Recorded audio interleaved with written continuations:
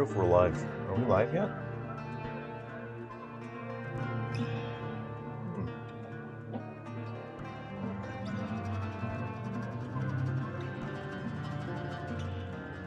Hey everyone. Hey, Toaf? You're the first one. Hey Tim, how's it going? Hey RoboCoop 4000. Alright everyone. Hey, thanks for joining in. So today we're just going to hang out, really, and I'll work on the game while we hang out and chat. We can talk about whatever you want. I don't know if you want real estate advice, investing advice, how to raise a goat. I don't know. I mean, those are things I don't know anything about, but you can talk about whatever you want, and I'll work on the game while we hang out. All right, move the chat over here to my window.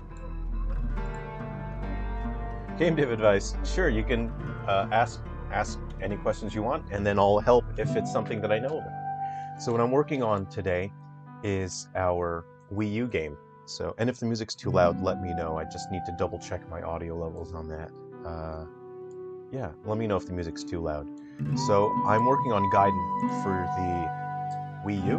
You can call it Gaiden if you want. It's a free country, a free world. So I'm working on the inventory system. So that means that when the character opens their menu, the way it's designed in this game is up to 5 players can play the game. And so I want the menus to be free-flowing and unobtrusive in a way that they don't stop the action. Your other fellow players can keep moving around and doing what they need to do while you have your menu open.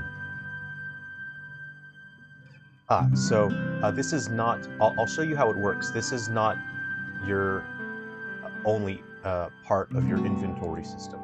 So this is the build menu. The players have multiple sub-menus to open. So when they push either L or R, a different menu opens. And if they press it again, it goes to the next stage. I'll just show you quickly how that works. And, oh, hair advice. Oh, great, Joel. I know nothing about hair. I don't know anything about hair care, but I can give you some advice on that if you want. So, I guess the best thing for hair is mineral oil. Not mineral oil, lavender oil. There we go. It smells nice. It's soothing and calming. And I guess you just want to get not a capful, half a capful of lavender oil, I suppose, and you'll want to just gently run that through your hair. You'll get a nice smell. It gives a nice flowing sparkle to your lovely locks. Again, I don't know anything about hair care, so I'm the wrong person to ask about hair care. Let's see here. Okay, so what I'm going to do is get some windows out of the way, actually. Got a couple windows out of the way. So this is a game that's just running in the editor mode, and I'm going to select my character, which has my controller logic. I'll bring my hierarchy over. That's not going to be helpful, actually. Let me figure out what's going to be helpful here. My player template. I'll bring my inspector over. And then we can see what's happening. So this is game window. I already have one of the windows open by default here. Just let me close that. So you can see as the player presses the R button. So I'm simulating the R button being pressed right now. Mulberry oil sounds delicious. I've never heard of it. I suspect that I might want to put some on my pasta. So ignore these yellow lines. I'm still formatting those, so those aren't finished yet. So what you see here, I'll zoom in a bit. Uh-oh, I'm getting attacked. That's not good. So as I press R, it toggles through different menus. Yeah, so you have one for your weapons. Each character can have 4 different weapons. Each character has 2 different skills. I need to disable the enemies popping up here. Let me hide some things here. I'll disable that. And enemy. And I'll explain how I get all this stuff working. Where's my enemy spawn point? Yeah. Spawn points? Sure. I'll just disable those enemy spawn points. Alright. I'll get back to it again. Oh, music a bit loud, thank you very much. It's a bit difficult for me to tell on my end, so I will lower that right down. Thank you for letting me know. Advice to keep a Wii U from overheating. You're going to want to get a nice TriTip steak. TriTip is the coldest steak, and what you'll want to do is you want to prop something underneath the Wii U so it sits at like a 45-degree angle. So I suspect if you have a couple old phones, you can stack your old phones because you're not using them for anything anyway. You don't want to throw them into a landfill, so stick them under your Wii U so your Wii U is sitting at a 45-degree angle. Then you want to take your cold tri-tip steak and you'll sit that on top of the Wii U. And for probably a good 40 minutes, that's going to keep your Wii U nice and cool. And at the end of it, you're going to have a pretty warm tri-tip steak. And if you like rare or very rare steak, then that's probably maybe that'll work out for you. All right, let's run this again.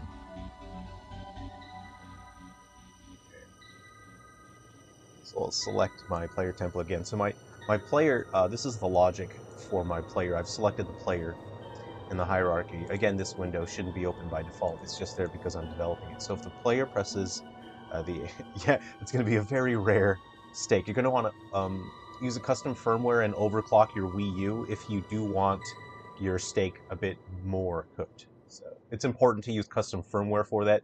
The default firmware for Wii U, honestly, it's a little disappointing when it comes to cooking steak, and that's why I like using custom firmware. Next. Okay, I have. I just need to. It looks like I need to fix something here. Let's see. Transform items. Slot 1. Okay. So here's what's happening. I haven't finished assigning. So I'll just briefly run over how I draw the cursor. So I was actually in the middle of work. That's why it wasn't fully working just then. I need to finish applying things. So every time a button is pressed, for example, I'll scroll up here. Actually, it's easier if I show you this one. So I have a function called perform menu button input. And so this checks the menu mode. I'm using an enumerator. I'll scroll down if I can show you the enumerator. Where did I put it? Not here. All right, so it checks the menu mode, and if the menu mode is equal to items, it's going to handle things a little differently. So every time the player presses the D-pad left, it checks if column is greater than 0, and if it is greater than 0, it will subtract that by 1. So it's moving the columns of the selector over. And if I press right, it checks if the column is less than 3, and then it adds 1 to the column. So that way, the selector doesn't go beyond 3, which is actually 4 because we start counting at 0. Now, for the various menus in this game, they have different shapes, and I'll show you the different shapes again. So I need to make sure I handle all the inputs differently. So I have different inputs for items, for your build menu, where you select the items, the objects that you want to build, and where you want to select your skills, and then you have your weapon selection as well. So every time a button press is detected at the start of this, it just says button pressed equals false.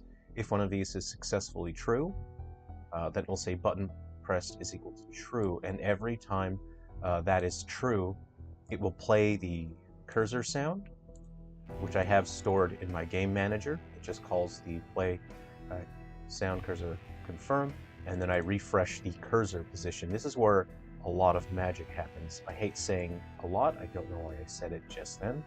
So when I refresh the cursor position, I'll try not to scroll too fast so you don't get dizzy here. So what refresh cursor position does is it takes the rect transform of the pointer. So I'll scroll up again. I don't want you to get dizzy. Hang on there. Hang on to your seats. The rect transform is a reference to a rect transform for the pointer, and that's the cursor. you know, in some games it's a little arrow, in other games it's a finger. So, what was that? So every time I call the refresh cursor position, then it will check the menu mode, and it will check what the column is, and then for each column it will tell the direct transform of the pointer to go to the same position as the item slot. So the reason why I do not do this on every single step, because every time you change a canvas element in Unity, it generates garbage, and it can lead to garbage collection, which causes slowdown, and in Unity it can result in memory leakage, in insane memory leakage. So it's a massive issue for performance, and that's why Unity isn't great at animating the canvas, because it can lead to memory leakage and a massive amount of slowdown. Every time you change one thing on a canvas in Unity, it has to redraw every single element, which means it discards whatever information it had previously. So if you have things redrawing multiple times, it's not great. And so that's why it only calls the cursor to refresh when it detects that a change has been made when a player has input something. Oh, Toph, but if you put a steak there, where will I keep my pancakes? I think you're distracting him too much. No. Honestly, I would put pancakes after steak. I mean, I shouldn't have to say this. This is kind of an obvious thing, but pancakes go on top of the steaks. I mean, that's how I've done it. That's how my grandpappy did it. That's how my grandpappy's grandpappy did it. Is steak on bottom, pancake on top. That's the advice that I've always grew up with. I just kind of assumed, you know, I mean, I don't want to offend anyone if you're pancake bottom types, but, you know, my family are pancake on top of the steak kind of people. So cook your steak first, then your pancake. Anyway, that's you know, if you're interested in that sort of thing, that's how I design my menus. I also split up my canvases as well. So I actually have multiple canvases. So when I need an element that is animated, it doesn't have to redraw every single canvas element. It only redraws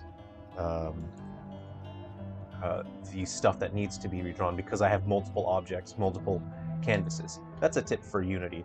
And they tend to flip-flop on versions. They'll make things better in some versions, and then the next version of Unity, they'll regress, and then it'll be a worse performance and a worse version.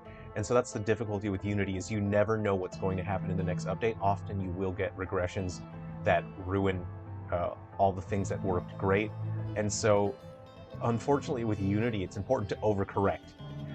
You have to overcorrect a huge amount if you need your game to be efficient and performant. I lived my life with a lot of PTSD regarding Unity updating and then breaking stuff that they had fixed, ruining performance. So yeah, my life is one of trauma and overcorrection when it comes to game design. One day I have dreams of using a game engine that doesn't do that. But I'm not going to complain. It lets me achieve what I want to. I just have to work a lot. I hate saying that. I have to work an extra amount that shouldn't be necessary. I suspect that Unreal people are laughing at me because I don't believe Unreal users have this issue. Oh, you put your pancakes on your 360. See, my 360 red rings, so I can't pancake that anymore. All right. Okay, so what you'll have to do with your menu system, so you have your canvas. So every hero has their own canvas. This is an object. It'd probably help if I just showed you the hierarchy. All right, so I have my hero menu here. So I have one for each of the heroes, blah, blah, blah. Right. And so the hero menu, it uses the guide and playable hero action menu. It has different menu holders, so you have it for clothes, you have one for your items, your weapons, your build, and your skills. And so what I want to do now is reference my item slots, my skill slots, my build slots. That's what allows me to tell where to put the cursor, and it allows me to change the icons for those inventory items. Let's go ahead and do that now. What I will do is a fun little tip. This is great. This is a valuable tip. That when you want to put multiple items or objects into a reference, use this little padlock tool here. This is super cool. I don't know why it's so small because it's so important to Unity. So what I want to do is for my inventory slots, I want to reference all of them. I'll go into my inventory. Let's see how many slots I have here. Okay. I'll just close these. And I'm pretty sure one of these is meant to be inactive. I'll actually look at that. Let's see. Oh no. Okay, all of those are active. Okay. Go to my hero menu. You want to put this little padlock on there. So that means that when you click on something else, it'll stay in the inspector.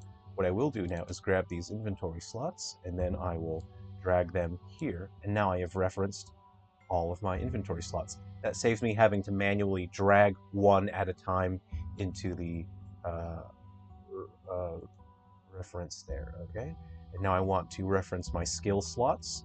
Actually, I'm pretty sure I'm only using 2 skill slots. So what I will do, each character only has 2 skills, so that's 1 and 2, which means 2 and 4 are active. Okay, let's go ahead and I'll put 2 and 4 in there.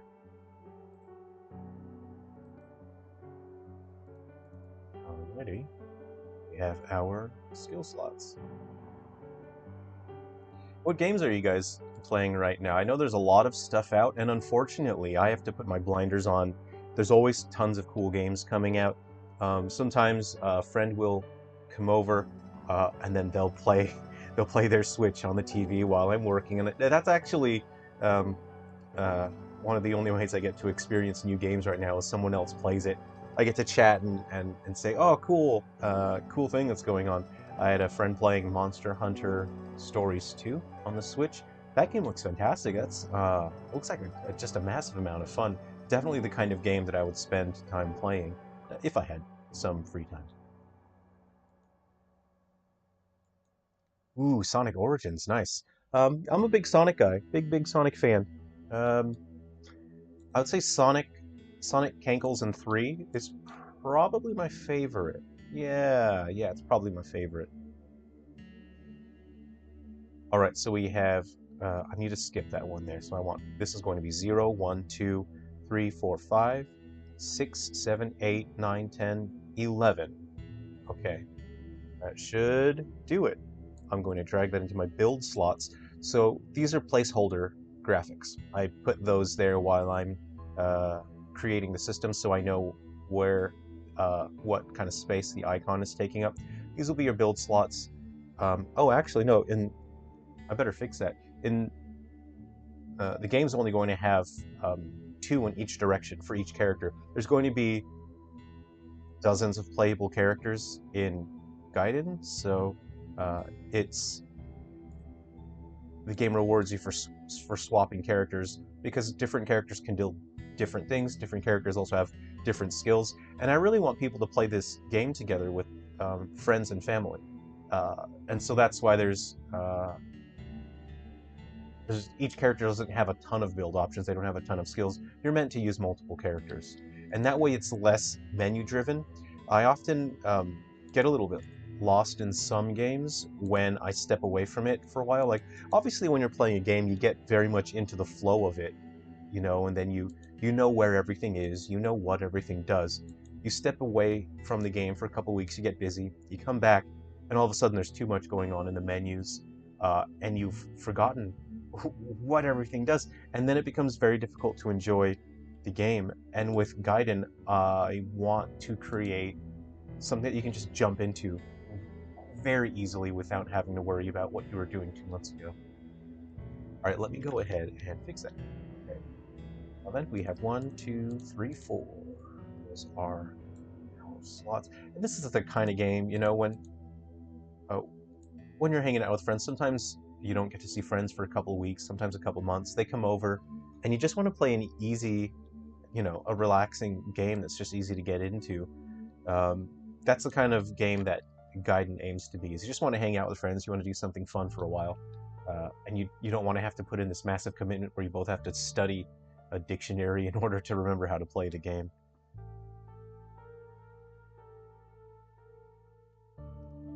Just started playing Dauntless. What is that? What's Dauntless? I haven't heard of that. There's a homebrew port of Sonic CD? What's different about it? Oh, Mario and Luigi Partners in Time. I haven't got to play that. So that's the DS game, right? And then you're playing that on the Wii U? Why do all the Silver Falls games have completely different gameplay styles? You don't see a you don't normally see a horror series change genres. Just want to know the inspiration for that. So for me personally, all of my decisions when it comes to game design, I draw inspiration from my feeling when I'm playing games. So when I play, we always talk about Silent Hill, Resident Evil, but there's tons of other great horror games as well. Fatal Frame, Siren, all the cool stuff, Haunting Ground. When I'm creating games, I try to fill the gaps where I felt disappointed, and I try to create something that is different, that hasn't been done yet. Like I'm always disappointed when I play a game that looks like it could have great potential, but then after playing for a while, it becomes clear that they're just copying what Resident Evil did. They copy what Silent Hill did, and for me, that's very disappointing. And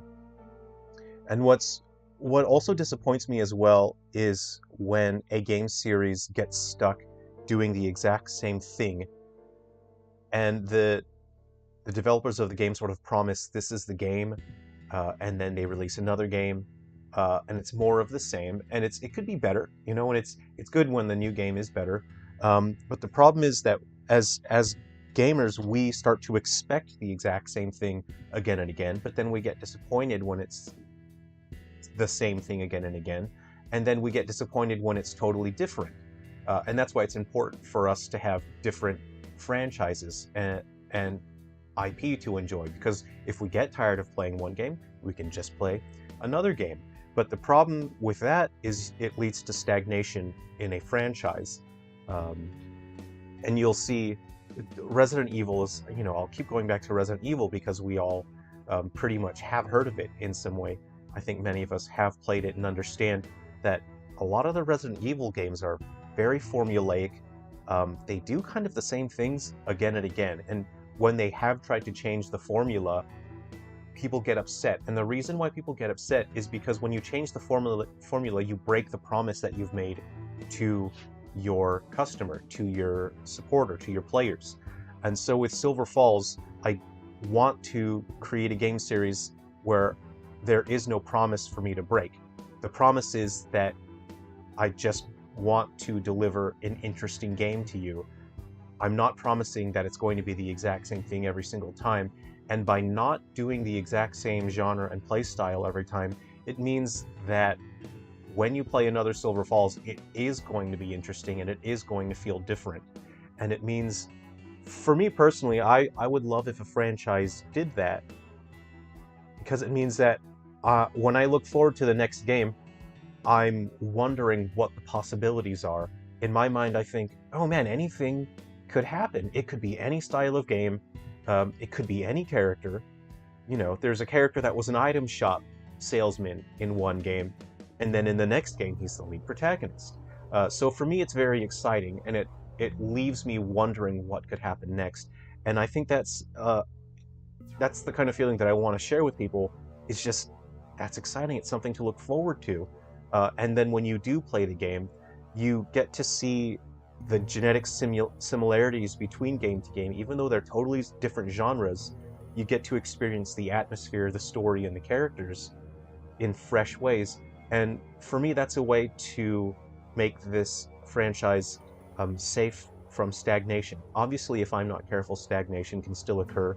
And so it's very challenging, but it also pushes me as a game developer and as a designer. It means that I constantly have to push myself, and that's important for me, is I never want to create something that, okay, yeah, all right, that's pretty good, cool, people seem to like that, I'll just keep doing the same thing again and again. I never want to be in a position where that happens to me, because as someone who creates, it's important that I have to keep pushing myself to improve, and I have to keep challenging myself, and I think this is a good way that I can cover all those bases. So I'm achieving many different things by creating a games series that does different genres. And at the end of the day, the short answer is, it's a lot of fun. It's a lot of fun seeing a game franchise cover so many different bases. It lets me tell different stories with different characters. Oh, okay. I have I bought Sonic CD for Android. Is that the same thing, the Vivian? Playing DS games on the Wii U, chef's kiss. I think it's fantastic. Right. So in Gaiden, when players open a menu, I'll see if it's going to function. Now, my dogs are barking. There might be a ghost in the house. It's probably a ghost. Okay, I'm going to run it, and then we will see.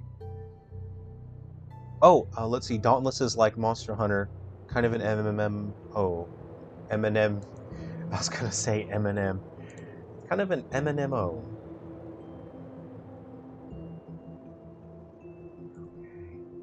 Alright, so I will click my hero menu again. And again, that was open. Again, it's not logically open, it's just visually open. Where is my... Oh, I gotta select the player. So what I will do again is I'll press my R button. Okay, so as you see, when you press R, it cycles through two different menus. So R is your menu to select your weapon. Okay, and then I go to my skills. So each character has two different skills. If I press L, let's see if it freaks out. Why isn't L working? Let's try X. Y. Okay, so something's gone wrong because my other menu is now not open. Oh, I think I know what's happening here. Hold on, I need to turn off my Wiimote and my auto switcher. I think that's what went wrong. Yep. There we go. So now if I press L, this is my build menu. Again, each character has different things that they can build. And then you have your usable items. So each character has 8 item slots. And those are things like if you pick up a gun in the wild, you can pick up, let's see, food items, cooking ingredients. There's different berries that you can forage for. You can hunt animals and you can get raw meat. You can create a campfire. You can cook food. There's different kinds of things that you can cook. Some characters can create a camp oven. You know, you need stones and wood and sticks. You can create an oven and then you can bake baked goods over the camp oven. You can create a campfire and create roasted food. So you can collect different... I thought uh-oh, the game is rebelling against me. So I thought I told that guy to leave me alone. Okay, so I'll go through the logic of getting the icons to update and refresh. We'll do that now. Get out of here. Yeah. Jarvie rocks. Well, thanks for asking the question and for hanging out. Oh yeah, thanks for looking forward to. I'm very excited. So Nintendo has confirmed Ghoul Busters launching in North America on the 14th of this month. That's in a couple days. How many days away is that? Right, today is the 8th in North America. So yeah, that's only a couple days away now. About a week, right? Yeah, less than a week. So 6 days, and then Ghoul Busters will launch. And I'm very excited because when I create games to style match a genre, it means that I can write a story to match the time period. So Ghoul Busters is a Game Boy style game. That gave me the opportunity to write a story set in the early 90s, which means that there will be characters we've seen in other games in this series, and then they'll be in a different age. You get to see what happens in the story there. Let's see, you take the files from the PC or mobile and put it in a folder in the 3DS, and with the new 3DS it runs it perfectly. That's witchcraft, that's wizardry. How did you do that? That sounds really cool. Yes, Chris Adams. All the games, they all take place in the Silver Falls story, but they don't rely on each other. So, say for example, how not Resident Evil. Let's say like I don't know, Doctor Strange 2 in the Multiverse of Madness. If you didn't watch WandaVision, you wouldn't really understand why Wanda suddenly has kids. And so it'd be kind of an incomplete experience, and probably a little irritating if you watch Doctor Strange 2 without watching WandaVision. But what if you didn't watch WandaVision? The movie is now worse, and it doesn't make sense. So Silver Falls games don't do that. At the moment, there's no two games that rely on each other. They all have their own standalone story, so you don't have to play the games in any particular order. I wanted to create a series where each player has their own personal experience, and they have their own relationship with the game series based on which games they play first and which order they play the games. So for me, that comes from a place of um, we all have different Resident Evil characters because we all came uh, into the series in different places. So some, people like Resident Evil 4 best because that was their first one. Resident Evil 1 was my first game, and Jill Valentine is one of my favorite characters, but I think Claire Redfield is probably my favorite Resident Evil character. Um, and maybe someone who's played Resident Evil 7 first, maybe that guy's their favorite character. So I wanted to create a game that's meant to be played in your own way. So people that play Ghoul Busters first, that's coming up on the 3DS, maybe their favorite character will be one of those two characters. And when you connect the games together, there's a system that allows the games. You can connect one game to another. You can take the protagonist from one game and put them into the other games. So you get to see your favorite characters in different stages of their lives. You get to play as your favorite character in different genres. Okay, so what I want to do now is update the information for my inventory slot. So every single inventory slot, whether it's the skill or items or weapons, they all use this. It's just a basic thing, script that'll let you manage things. So I want to public void. I'm going to create a function that allows me to update my icon. Let's see. No, I'll just refresh display data. Okay. And what I want to do now is put a sprite in there. I'll go sprite in icon, and I will go integer in quantity. Now you don't, if you're a programmer, you don't have to put the word in there. It's just a personal design choice for me. No one ever sees it. But the reason why I do that is you'll often, you might have a reference that's like, sprite icon, and then you'll have integer quantity up there. This prevents confusion and ambiguation. If you have in there, you'll always know that it's an input from your function there. Okay. And so what I will do now is I'll go image icon. Hello? Image icon dot sprite is equal to in icon. So what I'm doing now, this allows my menu manager to now update the display data in each individual inventory slot without having to access the smaller individual objects that are in there. So I always have those things referenced. I'll say that okay, so if I go if in quantity is not equal to 0, then I will say, actually no, I'll also do this bool show quantity. All right, I'll save myself some typing, and then I'll say if show quantity and go else. Okay, go ahead and take that in there. All right, and then we'll just go like this: easy pizza dot enabled is equal to false. Okay. Okay, true.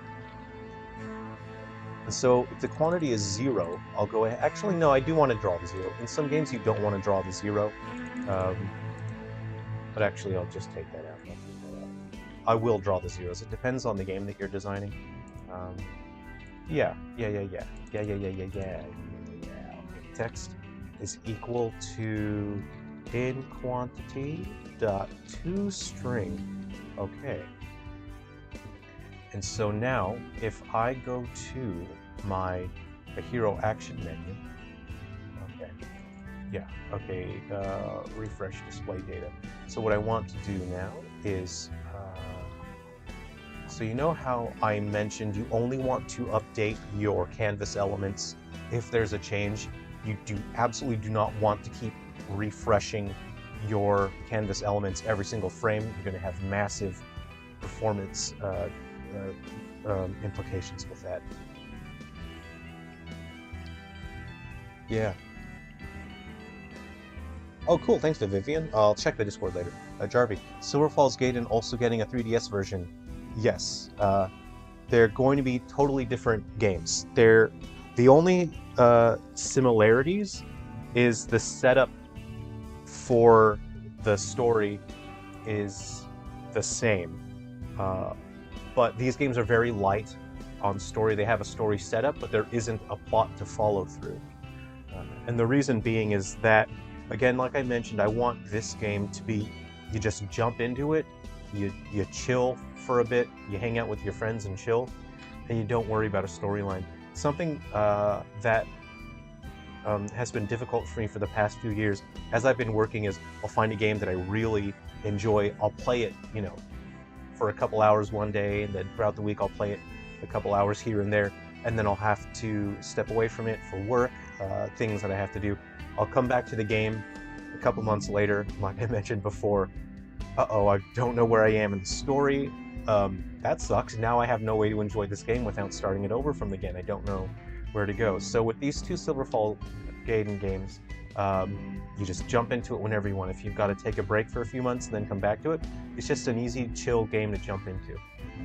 So, do I have a... You know what? I'll open it on the 2DS here. Just a second, Jarvie. I'll open it up on the 2DS and I'll show you what it looks like.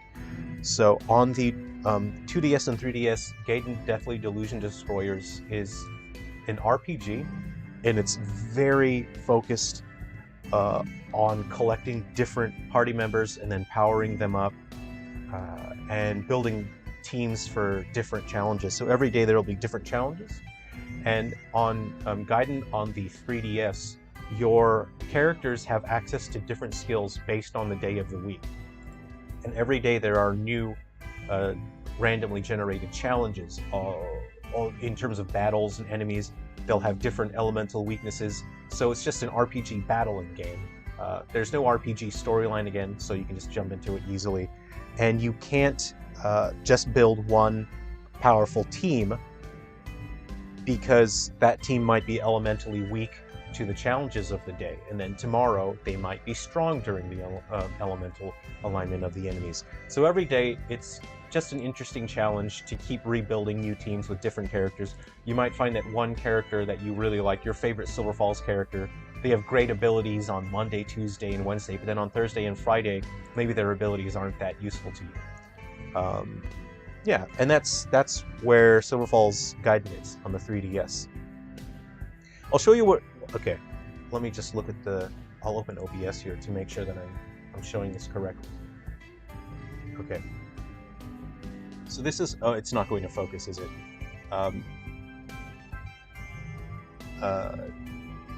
Yeah, Gaiden on 3DS. You play it vertically like that, and then there's a... You use the... I can't see... the touchscreen like that. Oh no. I don't know. I can't. Let me get the stylus. I can't see what I'm doing backwards. You have your... I can't even see what I'm doing. Enemies come in from the right side. Guys, I can't see. I can't see what I'm doing. Okay, you get an idea. Obviously, I will create video to show you what's going on. I just couldn't see it because I'm holding it away from me. Yeah, so it's your team can have 4 characters. And again, Gaiden is going to draw heavily from the other games. So if you have the other Silver Falls games, you connect them to Gaiden on both the Wii U and the 3DS. It'll take the characters from the other Silver Falls games and it'll put them into Gaiden, and then they'll become playable characters. So if you have favorite characters, you'll be able to use them in Gaiden, unless there's a story reason why they can't appear in there. Alright, so I want to refresh display contents. Okay. And this will refresh every single item slot. And so what I will do, look, I'm just going to cheap out here. I'm going to cheap out. I'm just going to copy and paste this. And, you know, this is kind of just time saving. Copy and paste. What I really want is the check for what menu mode the game is in. Okay. All right, here we go. And there we go. Clear that out. And now, so what I will do is every time the player opens their menu, they'll refresh the display contents of every single of the item menu they're going into. So I have integer I.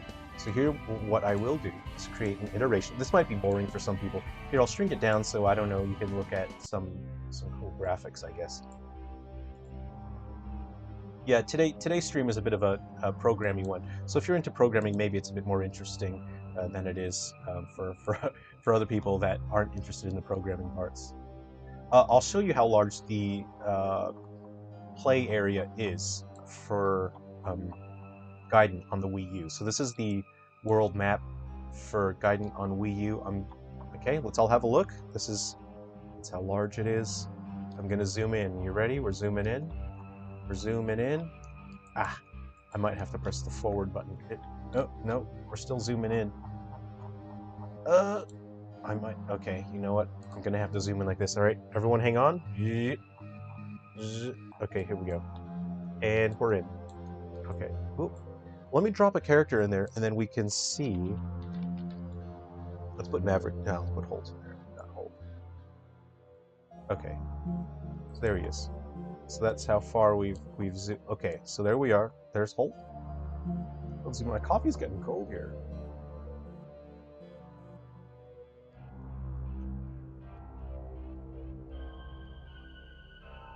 So every time you start a save file, the game will generate random trees and boulders and some terrain stuff will be randomly generated for your save file. And then you have to cut down trees to collect resources. You have to use a pickaxe and whatnot on boulders to get stone material.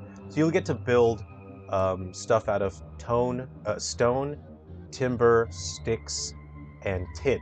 And then you'll be able to find stuff.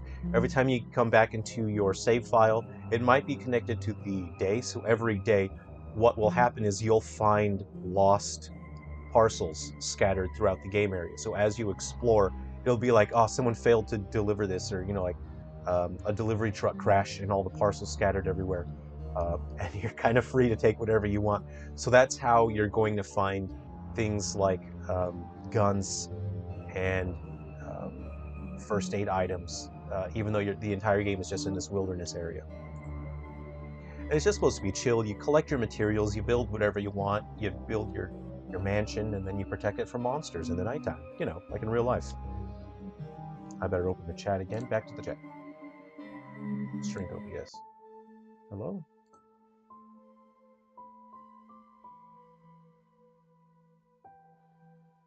Oh, thanks for trying Galaxy Bound Curse. I am working on an update for that. So there's a couple areas in Galaxy Bound Curse where the game can get stuck, and that's because I actually had to program all of the combat logic, the level up system, everything. I actually have to reprogram that for every single room that's in, or every single scene that's in Galaxy Bound Curse. So if there's an issue and then I have to change it, there's so many scenes in that it's easy for me to have missed something. And I had to duplicate the scenes, but every time I duplicated the scene of the software that I used to make Galaxy Bound Curse, it would reset the references. So there are some scenes where I've just missed it. I didn't reapply all of the references. So there are some scenes where Galaxy Bound Curse might get stuck. People have told me they they've played through it fine by using save states, just being careful. But I am working on an update to fix that. So I just have to go through every single scene, check every single reference, and then make sure I reapply every reference. This is Chris Adams. This is Unity. So I'm not showing you the main editor. I have that on a different monitor. For NDA reasons, I'm not allowed to show you anything that's exclusive to the platform.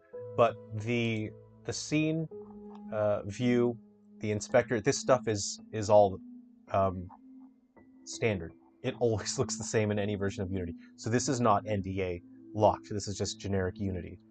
So I can show you this stuff. Jarvie, you've been messing around with game making yourself, been using ClickTeam Fusion, a 2D engine that uses visual scripting. Nice, that sounds cool. I started with RPG Maker 98, and then I went to Game Maker. I tried a bunch of different stuff for a few years, and then, excuse me, I've just been using Unity. Well, I haven't just been using Unity. I'm using a few other things as well, just to keep me on my toes and keep things fresh for me. But in terms of launching commercial titles, Unity is very convenient for that because they are set up to launch on different platforms. So Unity is good from a commercial standpoint, but I do like using other software for just my homebrew titles. I find it's fun to work on all sorts of different kinds of things in different platforms. All right, so let me get back to this thing. So, okay, so what I will do is I'm going to iterate. Okay, and I'll go I. See, I have my integer I already defined, and the reason, like, it's standard for you know, an iterator to go like that, integer I, you know, and then I is less than. I know how many item slots do I have? There's 8 item slots, and then I plus plus. But the problem with Unity on 3DS was that caused memory leaks. Everything in Unity 3DS caused memory leaks. Everything that works perfectly fine in other platforms does not work for Unity 3DS. And I had massive issues with Unity 3DS, and I have become overly optimized. Now it's a habit for me to just, you know, I'll define the property up there, and then I'll use that. I won't create a new I, which can cause problems if you're not careful. So you definitely really need to be careful with that. But I don't trust Unity is the problem. If I were using a different anything, a different platform, I wouldn't have to do this. But I don't trust Unity anymore, and that's why. And I'm not trying to say don't use Unity. It's so great. I just don't trust it. So I've become overly optimized for that reason. Would I ever create... Hi, Trails of Saturn, how's it going? Will I ever create a Silver Falls game for the SNES and the Sega Mega Drive? I would love to. It would be very time consuming. And that's because I would have to learn a development environment for those systems. If I was just a hobbyist, I would be doing that right now. I'm so passionate about the Super Nintendo and the Genesis. I would love to be creating games for those. But right now I have to focus on the commercial titles. So, and that's I promised everyone these 7 Wii U and 3DS games. I want to make sure I deliver on that, and Nintendo really is waiting for me to send these games in. So I've sent the launch day versions of 4 of the games to Nintendo, and then hopefully I can get these 2 Gaiden games to Nintendo this month, and then next month I can get them Vicarious Brothers, and that will mean I've got all 7 games delivered, and I'll be able to fulfill the promise that I made to everyone. And I think that would be a lot of fun. But also I can't rest on my laurels. I'm not going to say, oh cool, I've launched, you know, these 7 games, I'm just going to hang out and you know, oh, so much money pouring on me. That's the opposite of what I want to do. I need to go straight back into Switch development, because I was working on some of these 7 titles. I was working on them for Switch, and then to celebrate the eShop for the 3DS and Wii U, I took some of the games off Switch, and now I'm making them for these older consoles. But I also understand that my ability to earn revenue with these 7 games is quite limited, because these are not modern platforms. And so I need to make sure that I create something that I can sell on the Switch as well to get revenue into my studio. These 7 games have been a massive investment for me in terms of time and resources.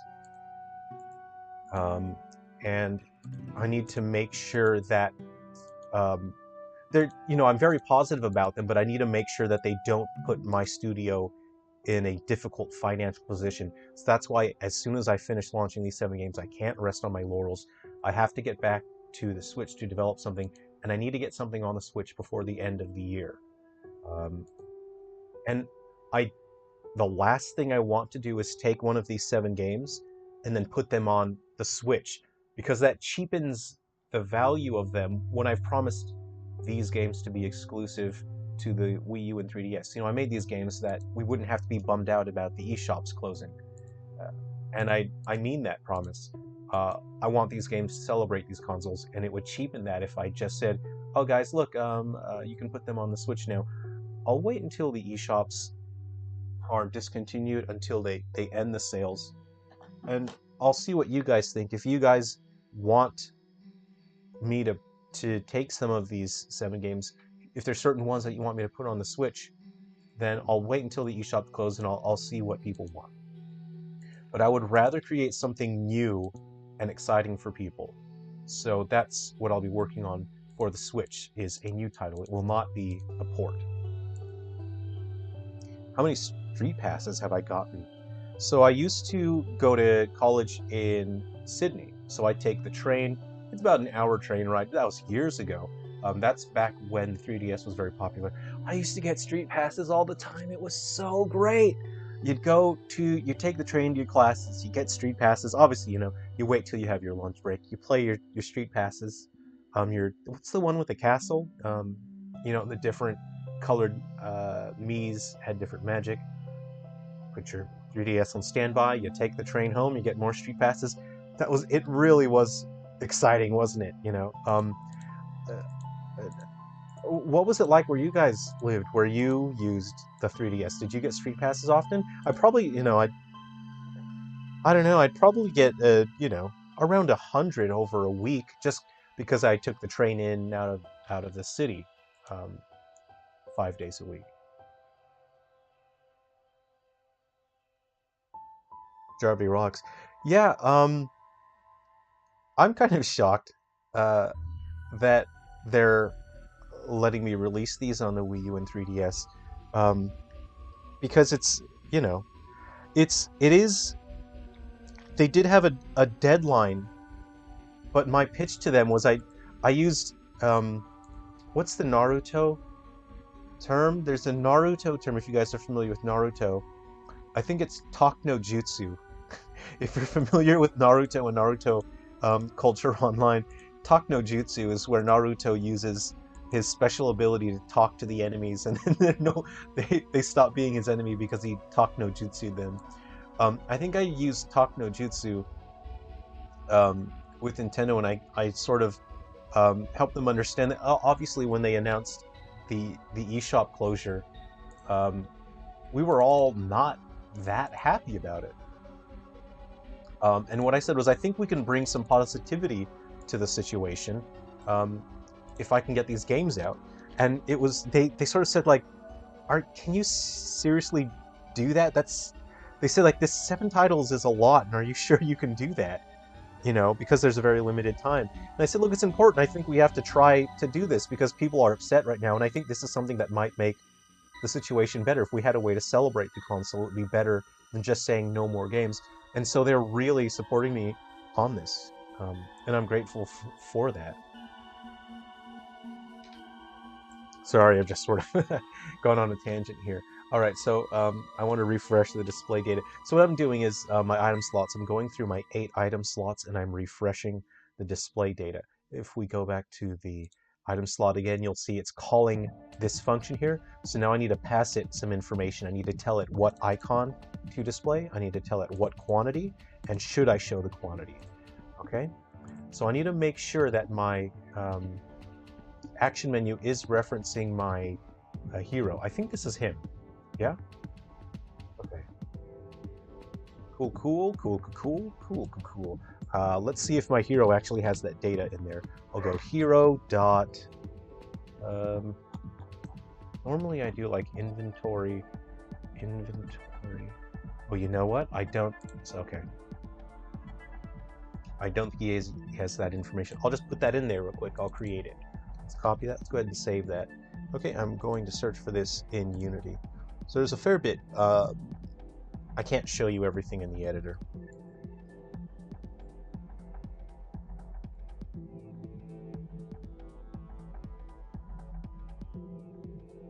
Yeah, you do get some slowdowns in Undertakers how long you take to beat it. I did notice that, and I'm hoping I can fix that with an update. Yeah, seemed like new memory being allocated and old not being freed. It got pretty bad. Yeah, that is a big problem with the 3DS, and it was always a challenge to beg Unity to free the memory. And you can ask, it's like I view Unity sort of like asking your parents for something when you're a kid. Like, you can ask them really nice. You can do tons of chores. You can mow the lawn. You can take the trash out. You clean your room. You clean the kitchen. And you can say, look, Mom and Dad, I did all of that. Can we go to Chuck E. Cheese or whatever? Sometimes they'll say yes, and then most of the time they'll say no. And that's what it's like when you ask Unity 3DS to clear memory. But I'm hoping I can fix that in an upcoming update for Undertakers. But thank you for playing Undertakers. I appreciate that. Right. This is Hero. No, actually, what I want to do. Actually, I don't. See, here's what I'm considering right now.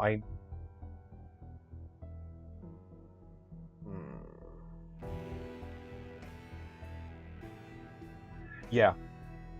Okay. Here's what I've been considering just then when I blanked out. You can either store the logic for your player's inventory and all of those things. It's the best in terms of design is to not let a game object in the room store that information. That's generally not good practice. So things like your inventory, your level up, your skills, you generally want that information stored in a game manager that holds on to that, so that way if you switch scenes, there's no risk of losing that information. It can't get corrupted in some way, it can't get deleted, and then you cause issues in the game session itself. I just need to check my game manager now. Let's go ahead and have a look at that.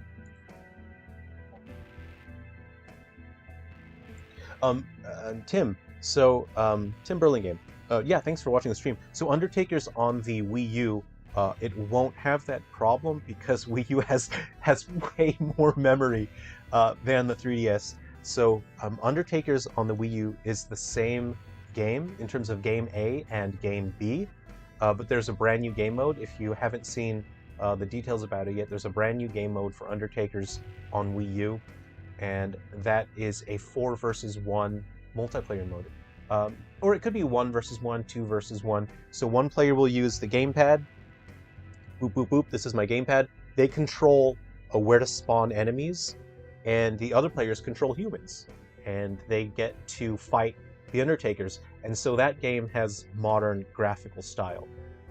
And I think it looks pretty nice. Because I created a small specific area, I actually really pushed the visual presentation of that mode for Undertakers. So it was a ton of fun playing Survivorses, that's what it's called.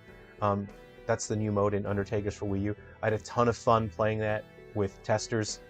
We went overtime in testing because we wanted to keep switching, you know. You'll play the Undertakers for a while, and then you'll switch, so you'll play humans for a while. And I think it's so fun. And I really just want people to have a lot of fun hanging out with their friends and family. Yeah, being monsters, being humans, switching back and forth. Let me check my game manager here. Is anyone into Pokemon? Did anyone see the Pokemon Scarlet and Violet? I'm a little bummed because I don't think I'll have time to play it. I'm looking at my development schedule. Oh no, sorry Tim, sorry, it's that mode's only on the Wii U. Um, yeah, you know, I wanted to create something that used the gamepad, and I really enjoyed Nintendo Land. Nintendo Land, well, my Wii U came bundled with Nintendo Land, and that's where you could do different things on the gamepad, and then other players can use the Wiimotes. I really enjoyed that kind of stuff, so that's what I wanted to create, something that you couldn't do on another console. And it's, you know, like when friends come over, we'll play Smash.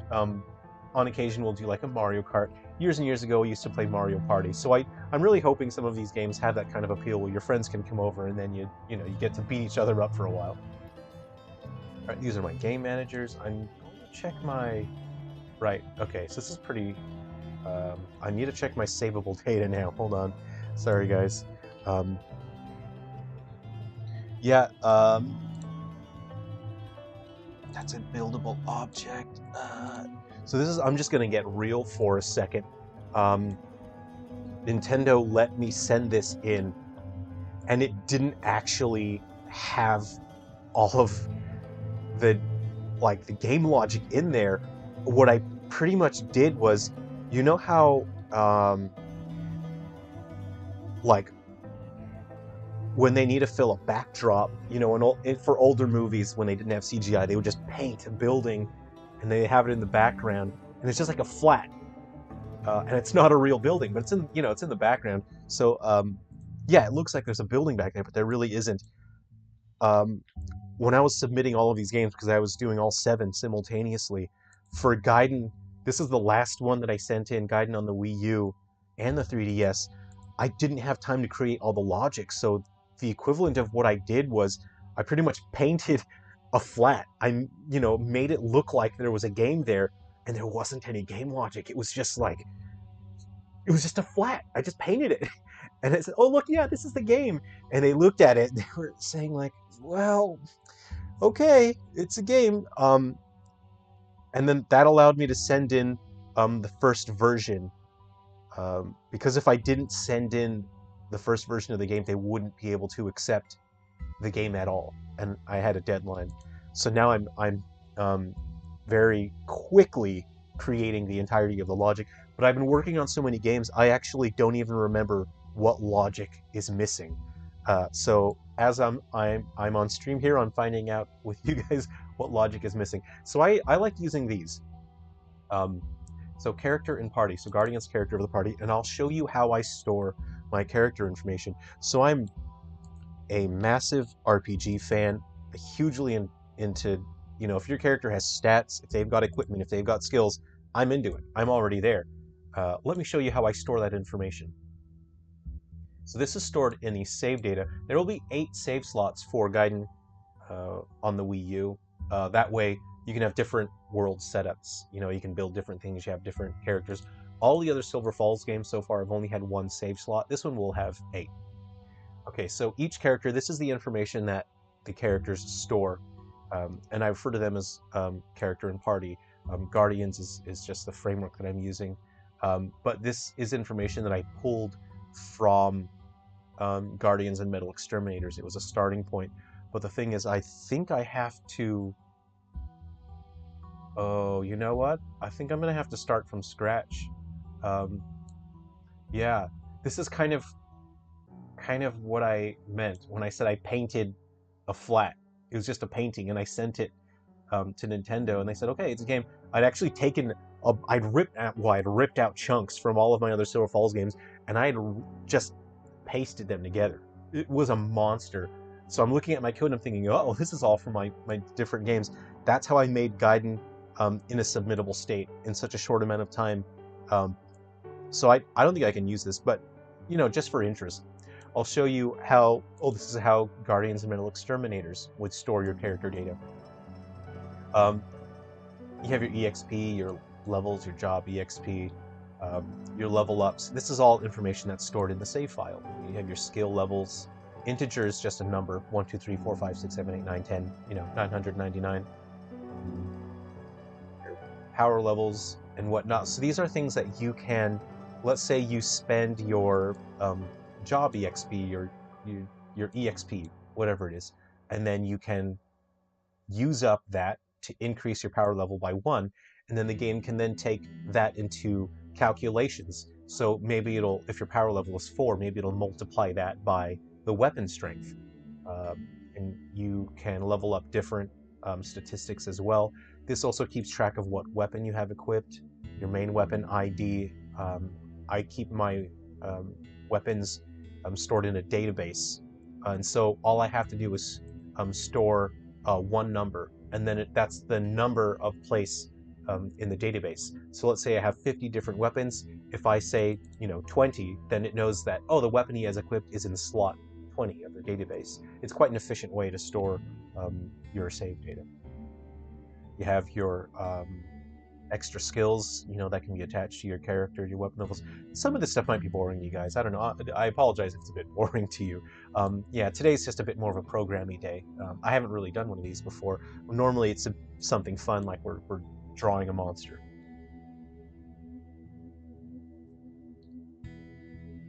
Jarvie rocks. Yeah. That's why I wanted to make so many games. That's why I felt it was important for me to try to make so many games, because I know that not everyone has a Wii U and not everyone has a 3DS. And so I thought, then I'll make as many games as I can humanly handle, and then at least then I'll be able to make something for everyone, I think. And again, all the upcoming games are different styles, so hopefully one of those games is something that you like. And Tim, maybe you know someone that's got a Wii U. Maybe you've got a friend or family member. Tell them to grab Undertakers. I think Undertakers on the Wii U, I think I'm launching that at $7.99. So I want that one just to be easy for people to pick up. All right, you know what, guys? I am just going to create my new savable character data right now. I'll make it on the fly from scratch, and then we can see how that works. All right? So I'll go to my project here, and I have my system folder. So I have my Gaiden framework. You can call it Gaiden if you want, whatever you want. Okay. And what I'll do here, so if you're into the programming stuff, why did Unity do that? Do it again. Why is it? Okay. That's weird. It's being real weird right now. Can I just... Hello? What's Unity doing? I just want to rename this. Why are you doing this to me? It won't let me type in the name. I'll move it back and I'll try again. Okay. I'll create a C# script. Okay, now it's working fine. It didn't like traveling across screens. This is going to be a Gaiden hero in party. Okay, so if you are working on your game, or if you are just interested in how games are put together, I'll show you how I create this from scratch. So this is Gaiden hero in party. Let's go ahead and open that up, and I will show you my script. Okay, so what you'll have is save data. Yeah, so you'll need this, right? System serializable. You want to take out a mono behavior because it is no longer a behavior that exists in a Unity scene. You're just using this to store data. You'll take that out, and serializable will let you use this to save your character data. So I am just going to use my brain, and I'm going to think about the data that needs to be stored for each character that's in your save file. So, for example, you don't need to save things that are not need to be carried from play sessions to save file. But say, for example, it's important to have public integer health current. That's something that is pretty important to a game, isn't it? Something that's also very important is EXP, your experience points. So that way you can keep track. But I know that this game doesn't use an EXP system, but almost, let's see, well, Silver Falls, 3 Down Stars had an experience system, Galaxy Bound Curse has an experience system, Guardians and Metal Exterminators has an experience system. This game does not. So my brain just told me to type that in. But what we want to do here is actually what's most important is the okay, this game doesn't implement moose tokens. I'm just going to put that in there just in case. Look, it's good to have these here because if at some point I didn't want to implement a mechanic that can use some sort of experience as currency, it's good to have that in the save data. It doesn't mean I'll use it. And save data is not really, in terms of how much space it takes up, it's not really an issue. Especially for the Wii U. Like, there's a ton of space on the Wii U, you know? Jarvie, I'm a massive platformer fan. I love platformers. I'll go and I'll play the classics, I'll play the vintage games, and then I also love the new retro games that come out for platformers. I'm crazy about platformers.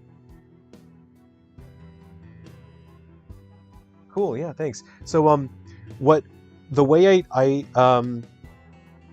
sort of handle difficulty with Ghoul Busters, you know, if you've seen the other stuff, is what I find most exciting are the items. So I really enjoy, in the Mario games, my favorite thing are the items. You get a frog suit, you get the feather, that's the thing that you want, and you want to get the cool thing. And what kind of irritates me in platformers is you're picking up like coins or rings, and they don't do anything. I thought the inflation problem with New Super Mario Bros. 2, was that the one on the 3DS where there's a massive inflation issue and everything was gold? I don't know what that did to the economy in the Mushroom Kingdom. It can't be good. But what kind of irritates me in platformer games is you're collecting a bunch of coins, you can't do anything with them. So in Ghoul Busters, I made sure that collecting the bottle caps, you use those to purchase all your power-up items. So now you feel very rewarded when you pick up a bunch of stuff.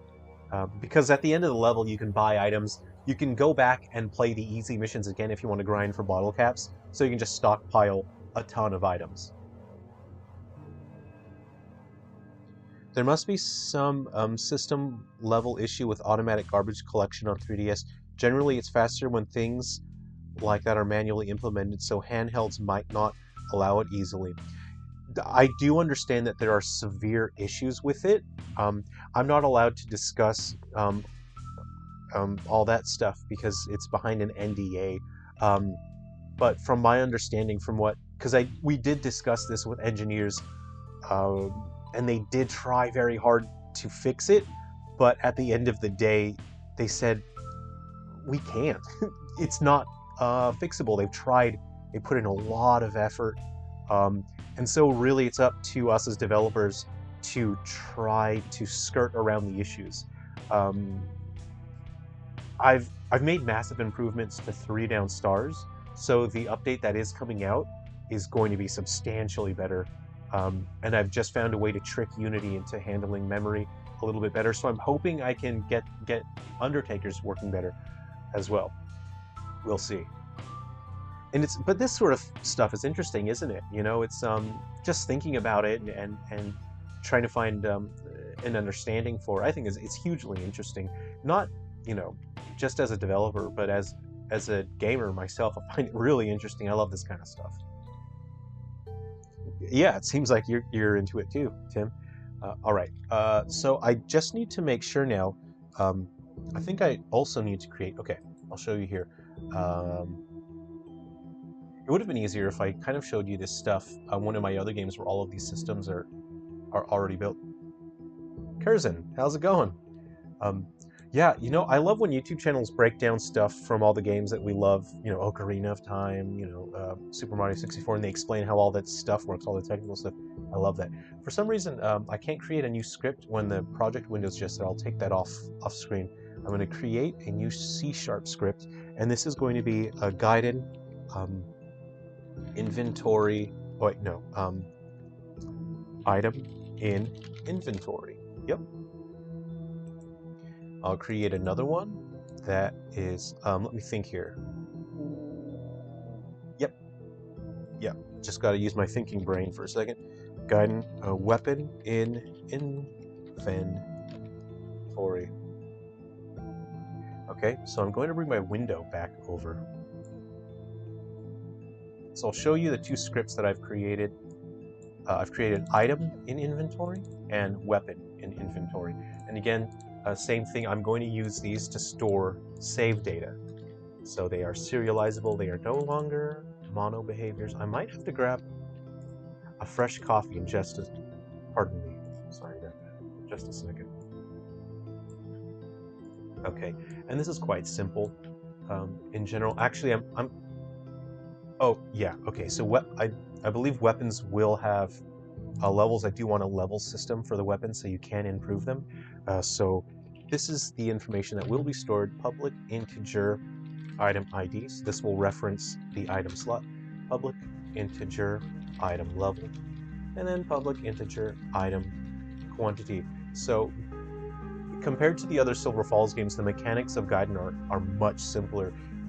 You know, if you've played 3 Down Stars, the Frontier Fighters mode, it's massively complex. You can upgrade your items. Your weapons can have skills attached. In Guardians and Metal Exterminators, there's a massive amount of customization for your characters. You can attach new skills to your weapons. And in Gaiden, I wanted it to be much simpler. Again, I wanted this just to be a chill experience. You don't have to keep track of things long term. I'm gonna just cheap out. I'll do that really quickly. And for your inventory items, this will be things like your first aids, your coffee, whatever you want to put in your inventory. They don't need to have levels. They'll have your quantities. If I were making this in another Silver Falls game, I might do things like integer, power level. Oop, funny. I would go integer skill ID 1, and then I would go, public integer skill ID 2. That would let me attach skills to the weapon. But Gaiden doesn't use mechanics like that. So we will go ahead and save that. And what we will do now is the hero in the party will reference this. So he will have public item in inventory, items in inventory, and he's going to have 8 of them.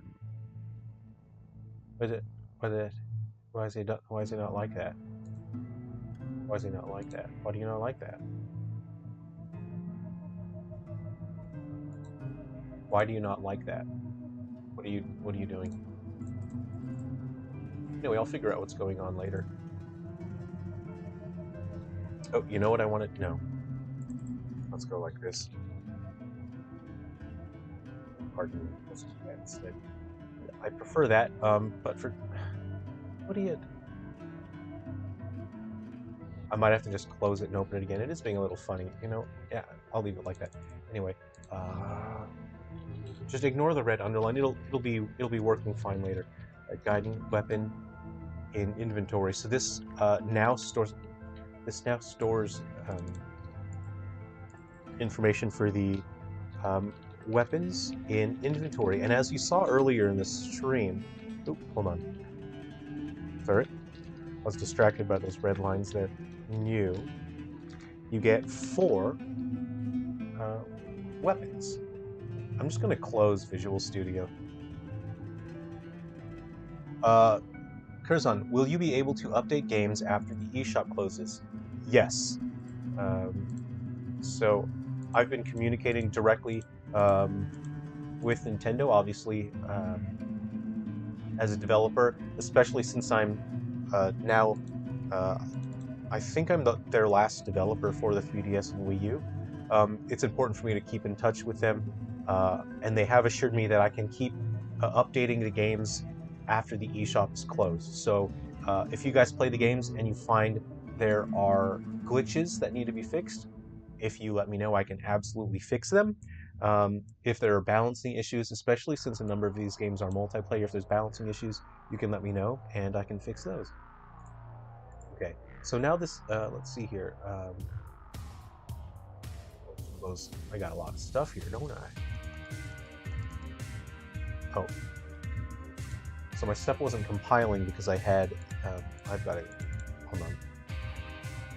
It's not compiling. Let me comment that out. That's my problem. Are all the 3DS games you have planned playable on all 3DS systems, or will one of them be exclusive to new 3DS? So right now, Guardians and Metal Exterminators is the only one that is Wii U exclusive. All of the other 3DS games will be on all models. And that's an instance where Nintendo actually saved Guardians and Metal Exterminators. So if you didn't see the situation before, I mean, actually, project viewers being really weird on this funny screen here. Party. So if you didn't see the situation before, what happened was I had registered Guardians and Metal Exterminators to work on all models, and early in development it did work on all 3DS models, but then in the very last stage of development, when I went to test on the older models, it didn't work anymore. And that meant that my game couldn't be accepted. And the deadline to register a new game had passed. So that effectively meant I had to cancel Guardians and Metal Exterminators for 3DS because there was no way it was going to be approved, because it couldn't run on older hardware when it was registered that it had to run on older hardware. And this is after I used my Naruto term, my talk no jutsu. I convinced Nintendo that it would be a good idea to give these games to people that were bummed out about the 3DS eShop closing. And I guess that they agreed with me, because I sort of said, I've messed this up. I don't know what to do about it. I think I'm going to have to cancel this.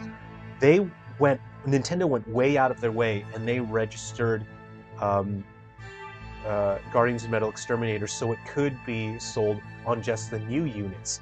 So that's Nintendo going way out of their way. I didn't even ask them to save that game. I said, I've stuffed it up. It's my fault. So they saved that, because I think they must have believed that that is a game that people wanted on the 3DS. So it's because of Nintendo that we get Guardians and Metal Exterminators at all. That game was going to be lost. And worst case scenario, I thought I've messed it up. I don't know what I did to make it not work on older 3DS models, but I didn't have the time to try to make it work. I had a couple weeks to get everything in. But I think Nintendo, they thought, okay, it would be good to give this game to people. I think they'll, they probably believed that the game would be pretty good, I guess. So I did the very best that I could on that game. And I'm grateful to Nintendo for helping sort that out.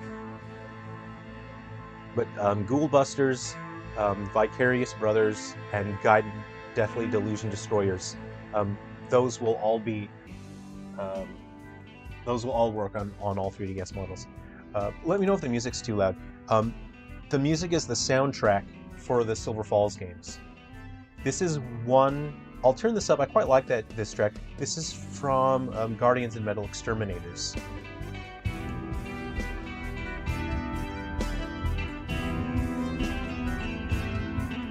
Oh, when you say what's your musical background, do you mean like training and career-wise? Is that what you mean? Or are you just asking about what's playing?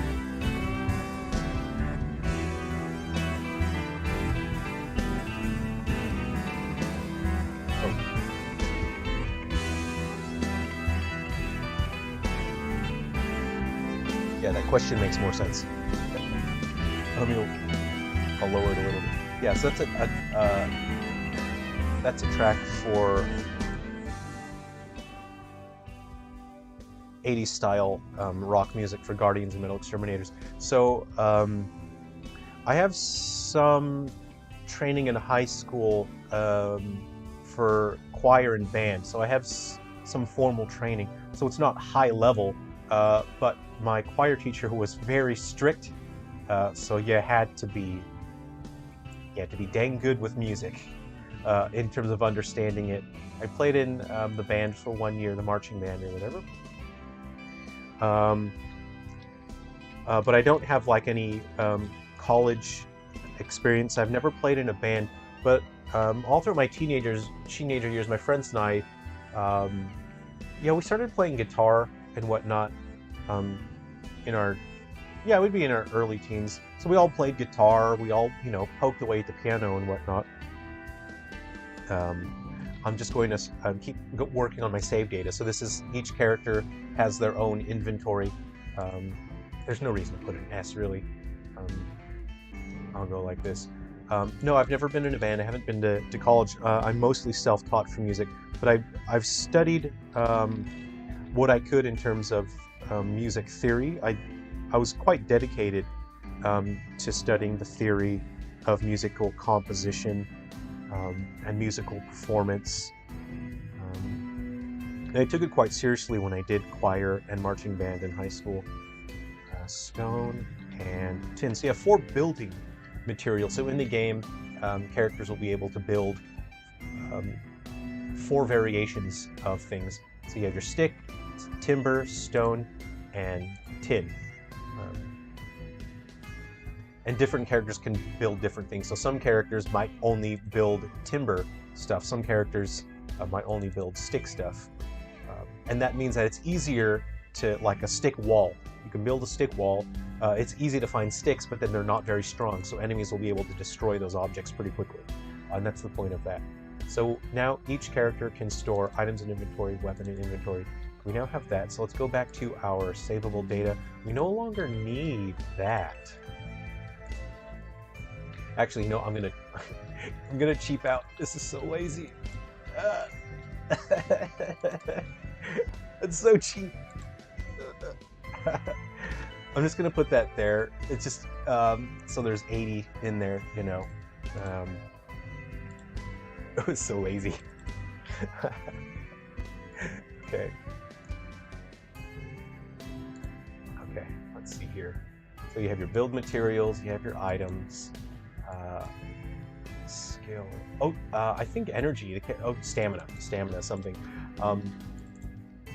So for me personally, I'm not.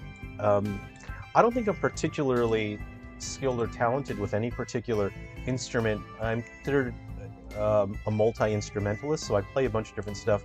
I don't think I'm particularly great with any particular thing. I'm entirely self-taught, really, these days, except for my high school education. Oh, this is another track. I'll just turn this up a little bit. I kind of like this track. This is again from Guardians and Metal Exterminators.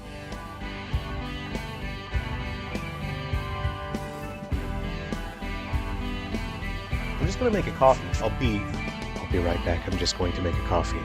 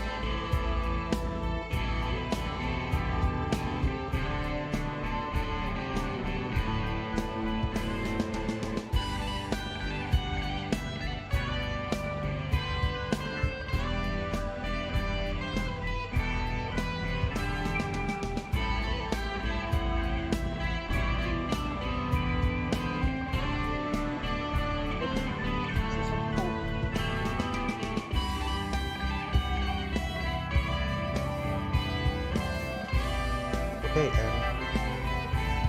and we are back. Thank you for holding. How can I help you? Get the chat back in. Okay. What did I play in marching band? I played the trumpet, and not well. Trumpet is a difficult instrument to learn, and that was my first band instrument. And they needed more trumpet players, so I was assigned the trumpet. I wanted to play the flute, but they had too many flautists. But by the end of my time with the marching band, I would say I could sufficiently, I wouldn't say proficient, I could say sufficiently played. So these days, I enjoy instrument restoration and modification. So I'll take old instruments and restore them. I also do a fair bit of instrument modification for customizing instruments. This is one that I restored recently. It needs a little bit more work, but this is a banjolin from between the 1920s and the 40s. It's a Houghton and Sons. So when I got it, it was not in a playable condition. So I've restored it. I will be using this in future Silver Falls soundtracks. So I'll pause our music that's playing right now.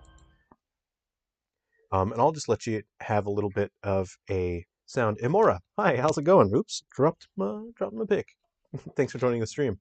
Um, yeah, so Nintendo is processing white inside its Umbra right now, so hopefully that will get through pretty quickly because I poured in like my life essence went into white inside its Umbra, and I was working full time on white inside its Umbra before I decided to do all these final seven.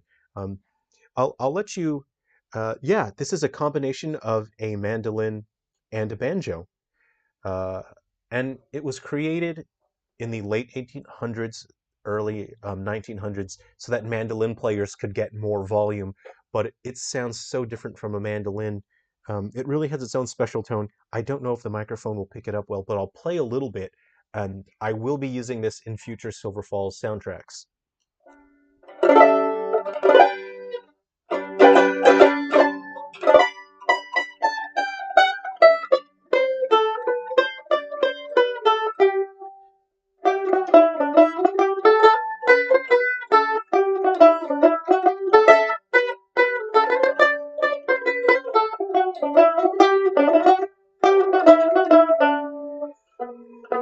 My dogs are barking. It's probably a ghost. I'll let them take care of it.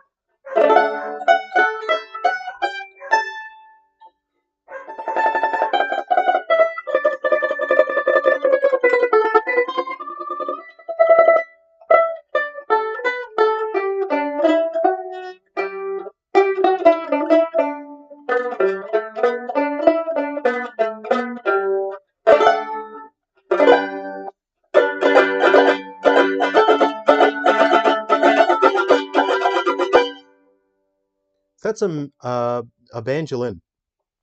Um, Again, this lapel mic is not designed for music, so I don't think it's going to pick it up well. Yeah, yeah, absolutely. I'm a bit of yeah, I'm a bit of I suppose a real do-it-yourselfer. Um, so I love learning stuff on my own, but of course, I try to look up wisdom from other people who are sharing what they know about different subjects to learn. So in terms of playing all this stuff, yeah, I'm self-taught on all this stuff, but I'm not going to discredit all the YouTube videos that I've watched, for people that run their mandolin businesses and they help people learn how to play mandolin and other instruments like that. Um, I This has such a great earthy, rustic sound that I would love to implement in the soundtracks. Oh, yeah, thanks, Tim. Um, but I'm very careful because I want every Silver Falls to have a distinct sound, so that when you hear the soundtrack, it doesn't feel like you're listening to the same thing again and again.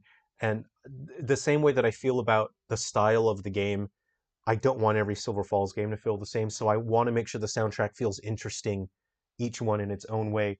Um, and so I've set up quite a few custom instruments, and I don't want to use them all in one soundtrack. You know what I mean? I'm excited to use these instruments as soon as possible, but I'm also planning. Oh, I have to save this instrument for uh, a future game because I have an idea of what I want the soundtrack to sound like for upcoming games.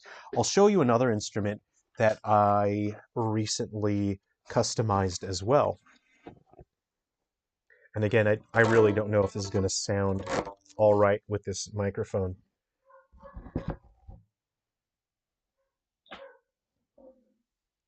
All right. Okay. So I am self-taught on the fiddle. I wouldn't call myself a violin player. I think that would be overly generous. This is a fiddle. I play it fiddle style. I mostly use it for bluegrass and country style music. I'll be using this in future Silver Falls games, but there's something very different about this. And this is a custom instrument. This is not a standard fiddle. Uh, I hope it's not too loud. I don't know what it'll sound like with the lapel mic here.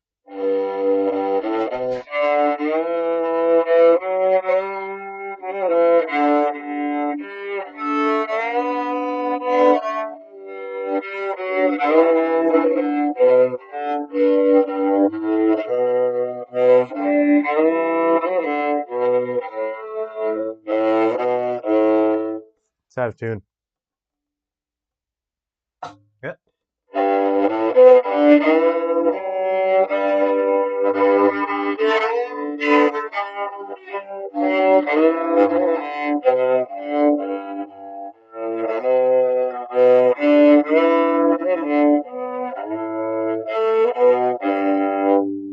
I didn't tune it up. It's out of tune. I wasn't expecting to play this, but that was just to show you the sound that it makes. So what this has is that was terrible. They were they were out of tune. Um, these are octave violin strings. They are an octave down from standard uh, violin strings, so they have a range that's closer to, say, for example, like a cello.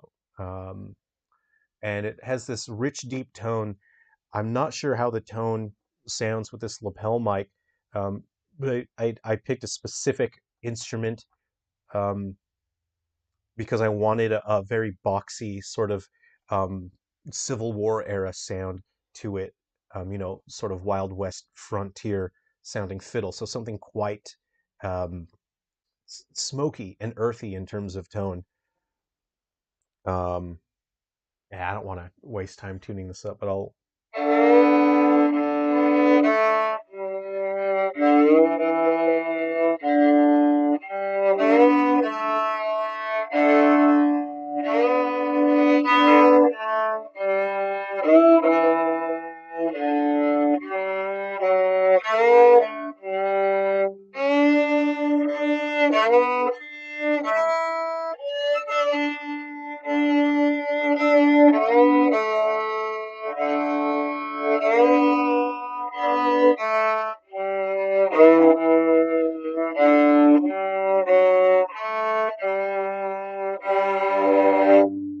I wasn't expecting a fiddle recital today. I probably should have tuned that up before I played it, huh? Anyway, that's something that I created specifically to use in Silver Falls soundtracks. I wanted an interesting sound that communicated that sense of earthiness, I guess. And it's I a majority of the soundtracks that I create use digital voices in my digital audio workspace, but it gets to a point where I think you risk missing out on the potential to create music with more storytelling and character if you're only using digital instruments. Uh, and again, as someone who creates, I think it is important to push yourself when it comes to what you're creating and how you're creating it. And this way, I think it's, I can just make something cool. At the end of the day, I just want to make something cool. Yeah, Tim, thanks. I'm really looking forward to creating music with it and sharing it because I heard about octave fiddles from videos on YouTube. If you think that's cool, look up octave violin on YouTube. There's some videos on there. They're so cool. Oh man. So they're really there's a couple players and they'll explain um, like they'll explain the strings and whatnot, and that's sort of how I caught on to this. And I thought, oh, well, I'll buy myself a violin. And the thing is, I bought a really cheap violin. I think that one was only $80. I'll explain why. Mike Garcia, how's it going? Thanks. Yeah, Tales of Saturn. It's Tales of Saturn. It is about setting the atmosphere, and it has. I think it just has a cool sound. Um, I bought an $80 violin, and the reason being is that more expensive violins have a solid wood top of the violin. Well, the whole instrument, will be um, solid um, wood, um, and they're thinner, and that helps them resonate. So you get a much more delicate, responsive tone out of it, and that's good. You want that for a violin. Cheaper violins are made with what is pretty much plywood. They have layers of um, plywood, really, and it makes them tough. They're much more durable, so they're more appropriate for a school setting, pardon me, where the instruments are getting banged around. But it's not good for a violin because you need that top to resonate.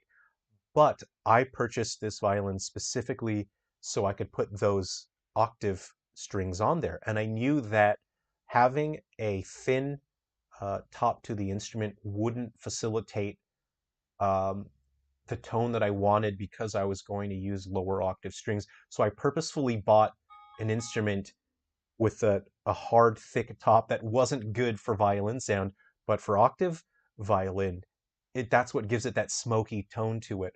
And I wasn't sure what it was going to sound like until I finished assembling the instrument. I'm pretty happy with the tone. So thanks for listening. I hope I hope that was all right. This isn't even like the good version of Holt's jacket. This is like a crappy placeholder one. I got to get the other video the other day showed the good version of the jacket. I have to grab that one and drop it in there. Okay. So I'm just going to check my all of this stuff. I've been working very slowly, but the whole point is we're having fun. We're hanging out and chatting. Okay, we'll finally get back to the menu.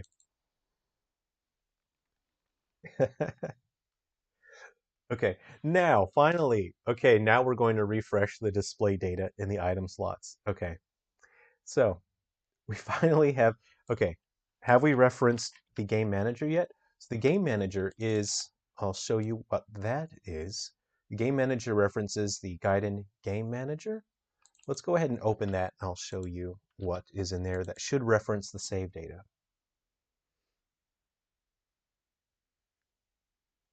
Okay, so that's. Oh, okay, I have multiple things here. Um, savable data Gaiden U. Okay. Um, oh, actually, okay. Oh, there's multiple set. I'll do this now. I'll tidy it up later. Don't worry about it. Okay. Tidy it up later. Just gonna cheap out here. I have 8 save slots.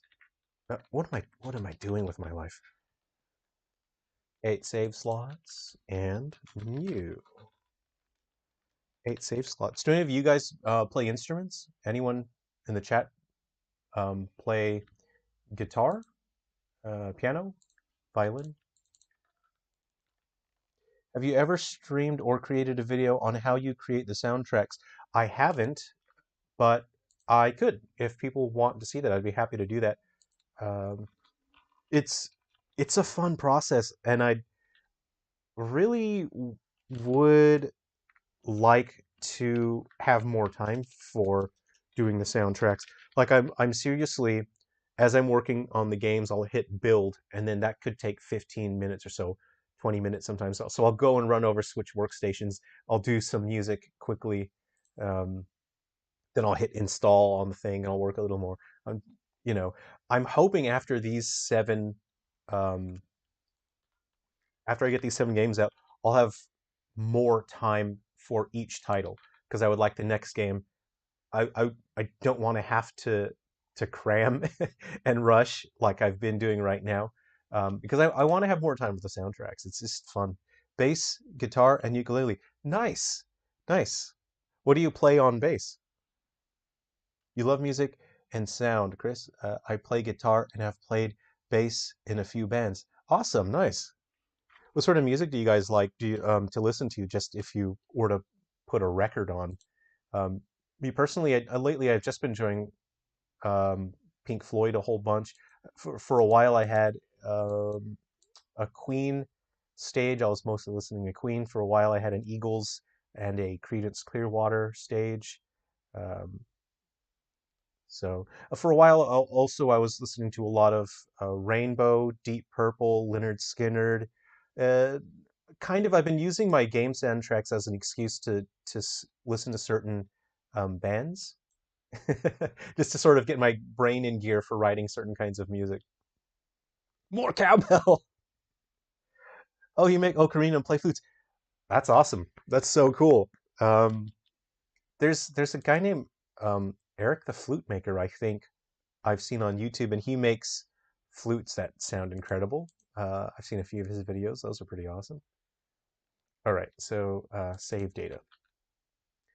What I will do now is I will reference the save data. Okay, game manager dot save data. Oh, hold on, I gotta go like this.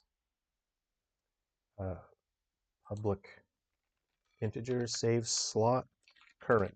Okay, so now we can identify what the save slot is. Jazz, Pink Floyd, and metal. Nice. Awesome. Tool. Nice. Uh, game manager dot say save slot current. I was, I did the I was listening to a lot of yeah, like Rainbow. I was listening to a lot of that to prepare for the Guardians and Metal Exterminator soundtrack, but I didn't have a lot of time, and I I would love if I had the opportunity to do an update for Guardians and Metal Exterminators and then add a couple new tracks to that game.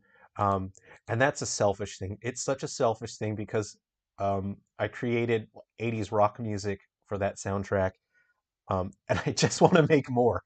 I want to make more 80s rock. So it's a selfish reason why I want to add music, more music to Guardians and Metal Exterminators. Oh, Chris Adams. So you've bought a couple of Eric the Flute Maker's flutes. That's so cool. Wow, awesome. I'd love to purchase some of his flutes. Um, at the moment, I can't do anything that isn't related to my games. I just have to keep working on these, and then hopefully I can get caught up with uh, all the stuff that I want once these games are out. There's a great band called Rishlu that I really like, and I recently discovered an Australian band called Lucid Planet. I'm gonna type in Rishlu right now, and I'll look that up after the stream. Rishlu, and let me check. What did you say? Lucid Planet. I'll check those out after the stream.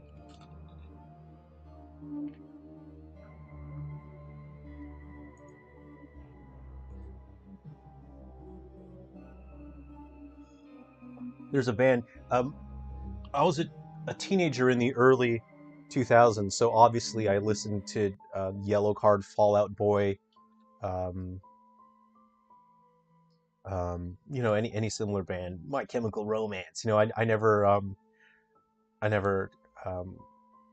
wore dark makeup or dyed my hair super black or wore spiky bracelets, but I enjoyed listening to My Chemical Romance. Some of my friends wore the spiky stuff, and it always seemed dangerous to me. what if you what if you go to like um, I don't know, scratch your head and then you poke your eyeball out? It seemed dangerous to me. All right. So what we're doing is we're going to reference. All right. So we want an icon. Okay. So what we want to do now is um, we want to just store a temporary reference to an item. Okay. We're going to go database.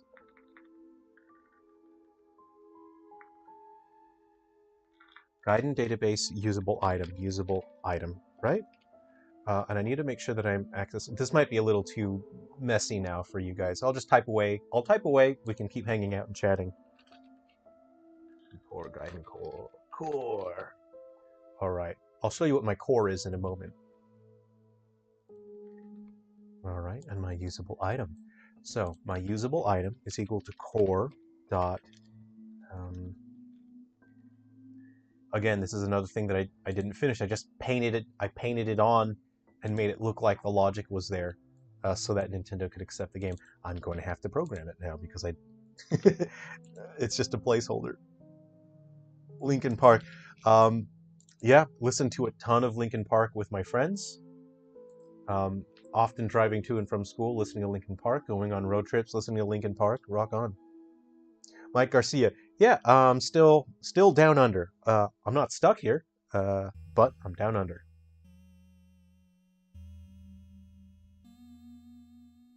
Oh, it's it's such a yeah. People people die, but the impact that they have on the other people's lives, um, that's I think that's what's important is the positive impact that you have on other people, especially if there are people that are celebrities and famous, but they do inspire people. So it's such a bummer when anyone passes away, but they at least they'll have passed, and they should be proud knowing that they've inspired people and positively affected people's lives. And we can take comfort in knowing that we are inspired and we enjoyed moments of our lives, thanks to people that created music that we like. And it's always tough to deal with when someone that you respect, and appreciate passes away. But there are positive ways to view that. Um, okay, so we want a public database usable items. Gaiden. Okay, so um, I'll show you what this is in a second. A core is an object that stores your database for all your information. So in your game, you have your weapons, your skills, your items, your traits, your characters. All of that data should be stored somewhere where it can be referenced easily by the other objects in your game. So that is what I use the core for. It's never destroyed, so the data will always be accessible where it is needed.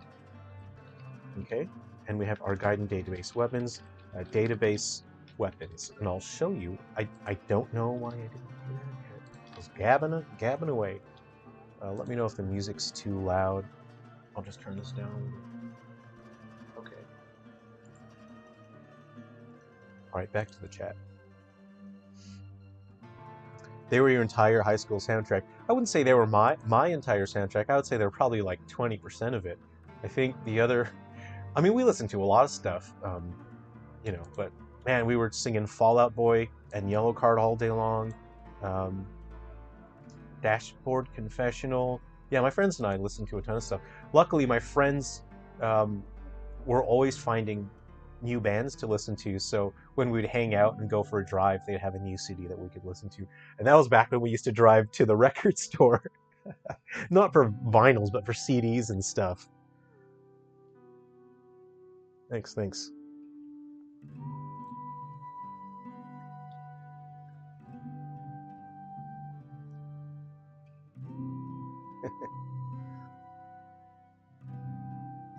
Yeah, I used to love going on road trips in the States. That was always really a great time. Uh, just a good excuse to grab your buds, go for a drive. Um, but since I've been living in Australia, mostly work, mostly just working on my career. I love going back to the States and going for road trips and exploring. It's a good excuse to catch up with friends and take them for a road trip. All right, so core database usable items. Right, so what we're doing is we're going to get a reference to the item itself, or to the item in the database. Okay, so what we want to do now is check what item ID is. Okay, so the database. So this is our game manager. We're checking the save data, the current save slot, and then we want to get the character in the party. Which means that we need to check this guy's player ID. Okay.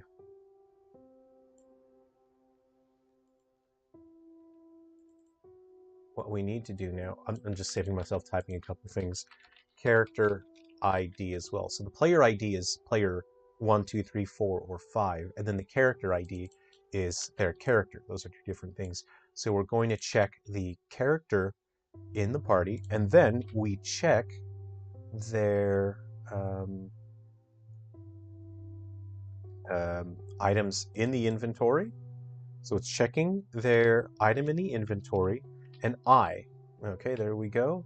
So it's now checked the item in the inventory, and now it is getting the item ID. So it's a long, mushy line of code, but if you look at it, what it's saying is check the character's item slot in and it's going to check all 8 slots. And then whatever item that is, it's going to check the item ID. So it grabs the item ID. What item ID is it? So say first aid is item ID 7. So it'll say look in the database for item number 7. And that should give you the first aid. So now we're going to grab that usable item, and we're going to get the item icon for the first aid. We also want the quantity now. So we're actually going to just... Okay, I'm going to save myself some time here as well. What I will do is actually just get a temporary reference for the item in the inventory. This is also useful to do as well. So item in inventory. So now we don't have to have that long line of text multiple times. We can have it just once. Okay? So now we can take this logic, take that out, put it there, put it there. And now we're just going to check the item inventory. Whoop. I missed a little bit. There we go. I've messed something up. Oops. It should be Gaiden, item inventory. Okay, so now we have item in inventory. Okay, there we go. So we don't have to have this line multiple times. We can just use this guy. So we want our quantity dot item quantity, and then we have true. We do want to show the quantity of the item. Okay, so all that work that we just did will allow us to change the icons for that. So what I will do now is populate data, and then we can run it and see what happens. Spider-Man 2 soundtrack. Nice. Stay inside, hide from the death that is the wildlife there. You know, it's not just that people make fun of the animals in Australia trying to kill you. It's not just the animals, it's the plants too. The plants want to kill you as well. We have something called swordgrass, which is literally just swords. They're just green swords coming out of the earth. I enjoy hiking quite a fair bit, so you need to be careful, because if you just sort of move quickly, swordgrass will come out of nowhere and stab you. You could lose an eyeball. So it's not just the animals. The plants in Australia want to kill you too. What beer do I drink? I'm not that big into alcohol. It's not a big thing for good gods. Yeah, the plants are pretty brutal here.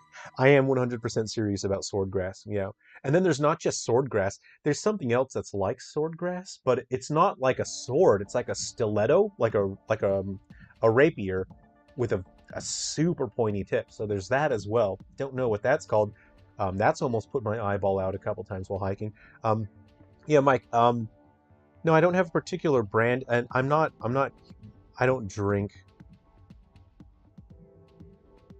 ever. Yeah, it's just not a big thing. Obviously, when you're in your early 20s, you want to hang out and party with people. These days, it's not a huge thing for me. Toph, nice. You know what? That'd be cool. If you're making a game, put a swordgrass monster in there. It could do a cool spinny thing, you know? It is kind of terrifying when you go out. Like, when I hike in Australia, I know that, okay, there's not going to be any cougars, there's not going to be any bears, The plants, though, oof. Okay, so the plants in Australia will do combo attacks on you as well. So we have what's called a lawyer vine, and they're called a lawyer vine because they always trip you up. And the lawyer vines grow, you know, in such a way to where you're hiking, inevitably you will trip on them, and then the lawyer vines will combo into the sword grass, so you'll trip, and then they're hoping that you trip on the sword grass, that you trip on the lawyer vine and you land on the sword grass, is what I think Australia is trying to achieve. Um, so the plants, even the plants are serious here, man.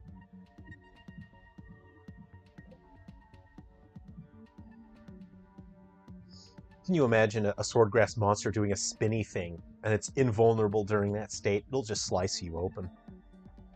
Okay, we're going to populate our core. I'll open my project, and I'll populate some data. All right. All right. So we've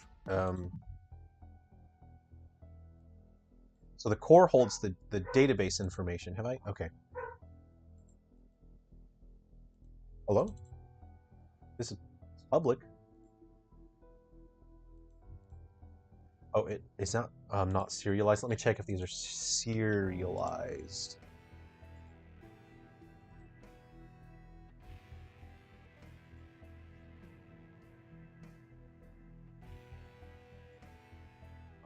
I'm just going to cheap out here and copy and paste it to save myself typing.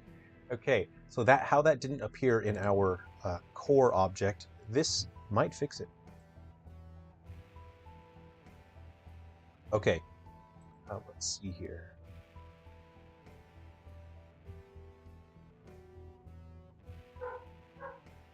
Okay, that's the Guardian's core. We want the Gaiden core. There we go. Ooh, what have I done? What have I done? Database usable item. Did I? What am I doing wrong here?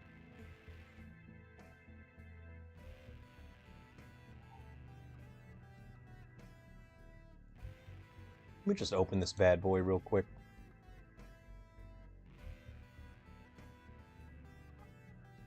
Okay.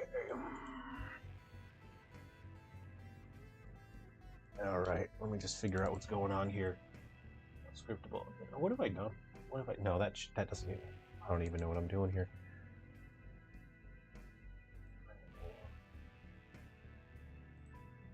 Sorry, everyone. This is getting a little swirly whirly, as it were. Look, they're in there. They're public. Show me, wizard. So it's not showing. What's going on here? What's happening? It's not displaying this in Unity. Oh, so you asked a question. What was it? Did I start with C# and Unity or another language? So I learned Objective-C so I could program for iOS. Absolutely hated it. It was a nightmare. I did C++, creating games in different rendering engines with C++. I didn't really like C++ that much. I can do it if need be. You know, it's sort of like if you're about to starve to death, you'll eat at a McDonald's, but you would rather eat somewhere else. That's how I feel about like C++. I'd much rather do C#. C# is such an elegant language. It really helps you as a developer. It's my favorite language to work in. Oh, you know, I'm getting a compilation error, and that is why it's not working. See, I can't pay attention to what's going on to everything. That's fine. All right, let's see here.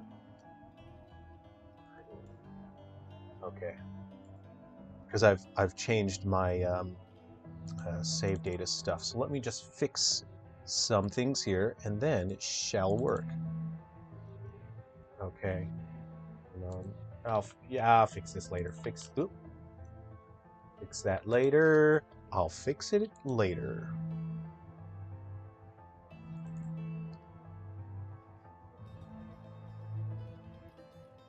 Tim, I'm sorry. What for? That I had to work in uh, C Objective C? I mean, I'm sorry that I had to work in Objective C for iOS. I thought it was a nightmare. I didn't like anything about it at all.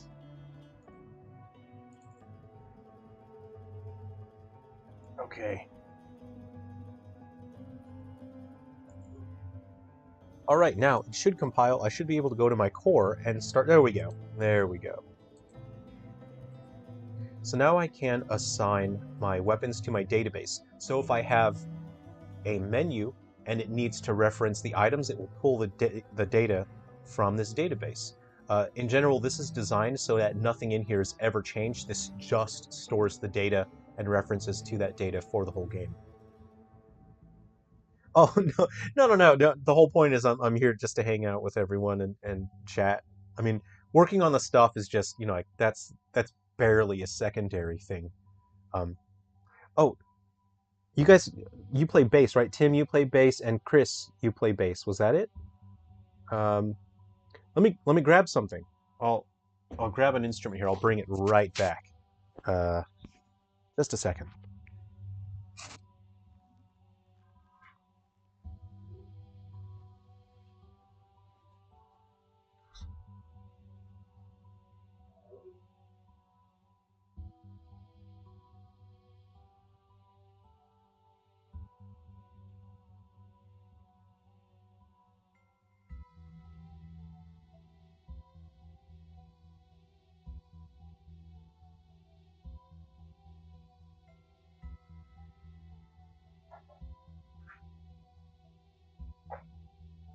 Hi, Doggy.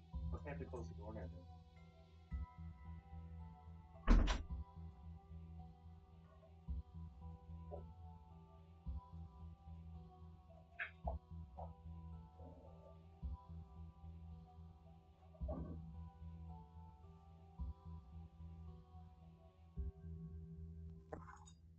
Better put my microphone back on. Oops.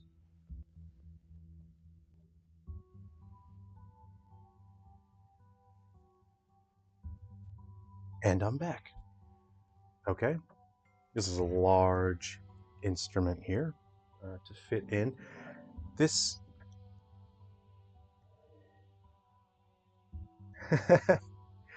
Thanks, Mike. Um, this is a custom instrument that I've created. It is an acoustic bass, but you'll notice something pretty funny about it. It's got 8 strings instead of 4. So if you have a look at the headstock here, what I've done is I've added 4, excuse me, I've added 4 tuning machines.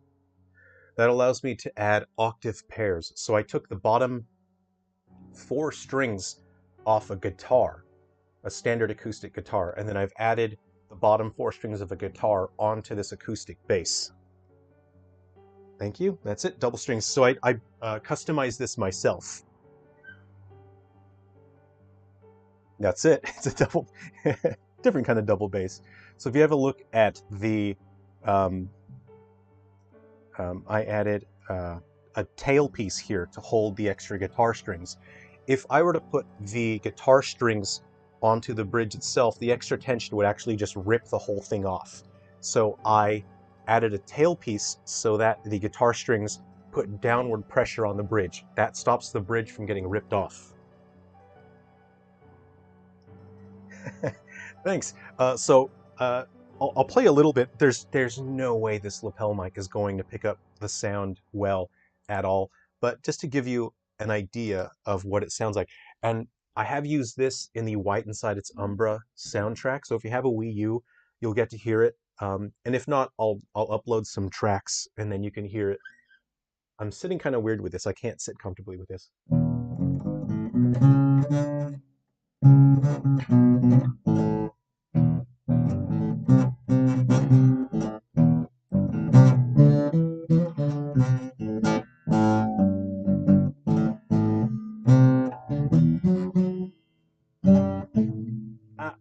I can't see. I can't sit properly.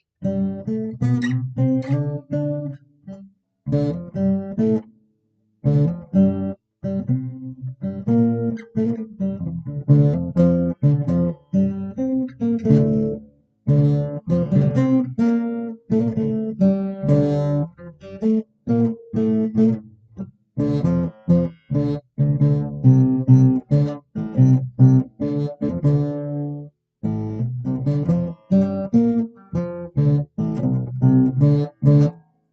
Jason, how's it going? I was just showing my custom bass. How you going, man? Yeah, in case you missed the look at the headstock, I added four extra tuning machines. Hey, everyone, Jason plays guitar. He does custom instrument stuff as well. Um, yeah, this was a lot of fun to make. Um, I'll be using it in more soundtracks as well. I'll actually after this I'll go ahead and upload the track in White Inside Its Umbra. I only used it in one track. I didn't have time to do more, but I will be using this in more Silver Falls soundtracks as well. Um, yeah, and the idea was I kind of wanted to sit around a campfire with friends, and someone could play the acoustic guitar. But the problem with acoustic bass is it's not very loud and it gets drowned out. By having the octave string up, the harmonics overall increase the volume of the instrument. I also added this sound port so the player gets to hear the sound as well. It increases the airflow. Um, Luthiers say that it helps with overall projection of the instrument when you have a sound port. Anyway, that's all technical fun stuff. So again, it's a custom instrument that I'll be using for the games. It's an excuse to to play with instruments.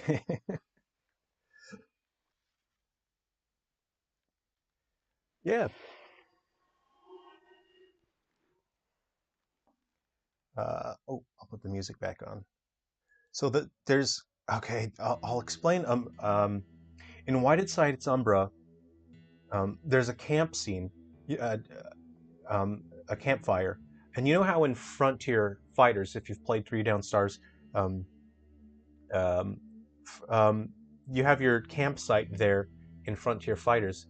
In White Inside Its Umbra, there's Frontier Hunters, and there's a campsite there, but music plays at that campsite. And the game picks different instruments, and it'll play two different instruments, and they all play different parts. Um, and I had planned a, to record a bunch of different instruments so that when you come back to the campsite, the music could sound quite different each time you come back because different instruments would be playing. I ran out of development time and I was only able to record three music parts. It's a bummer for me. So I'm hoping if I get to do an update for White Inside Its Umbra, I get to add more instruments. So every time you come back, it will sound quite different. What I wanted, I'll tell you guys this is a secret. No one else will know. Um, I wanted to stream different instruments to each Wii remote. You know how there's a speaker. So I was going to have mandolin coming out of one Wii remote.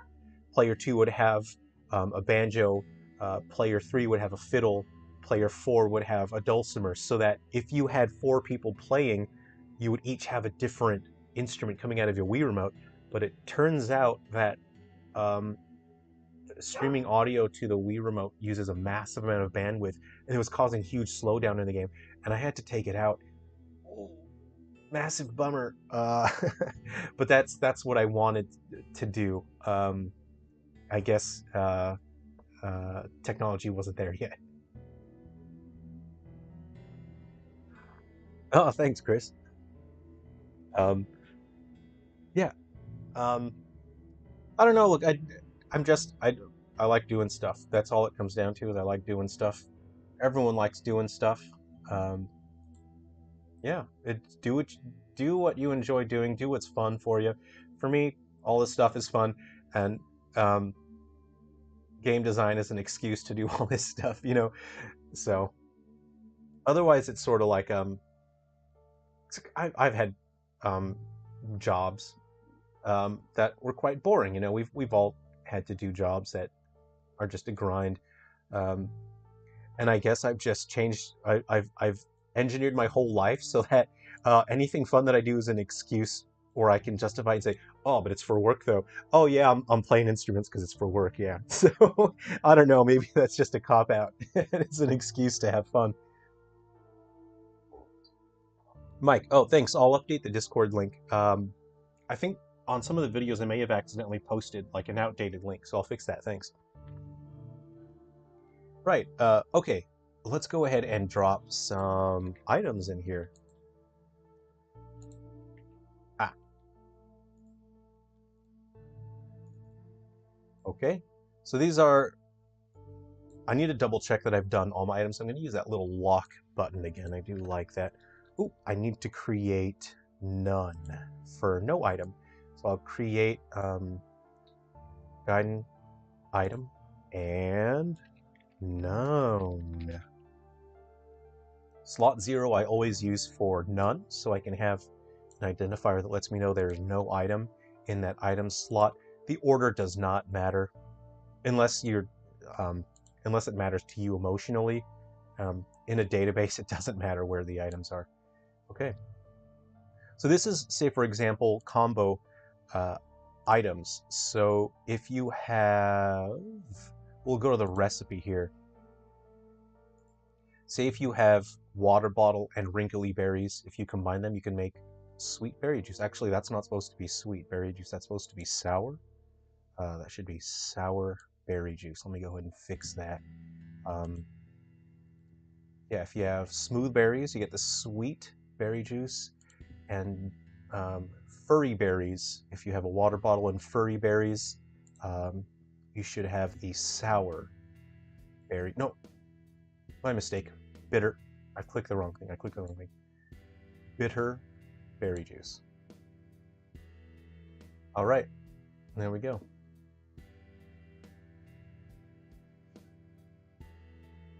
Okay. Right, so we now are able to reference these items. So what I will do now is just do a quick test. We'll just pick something here.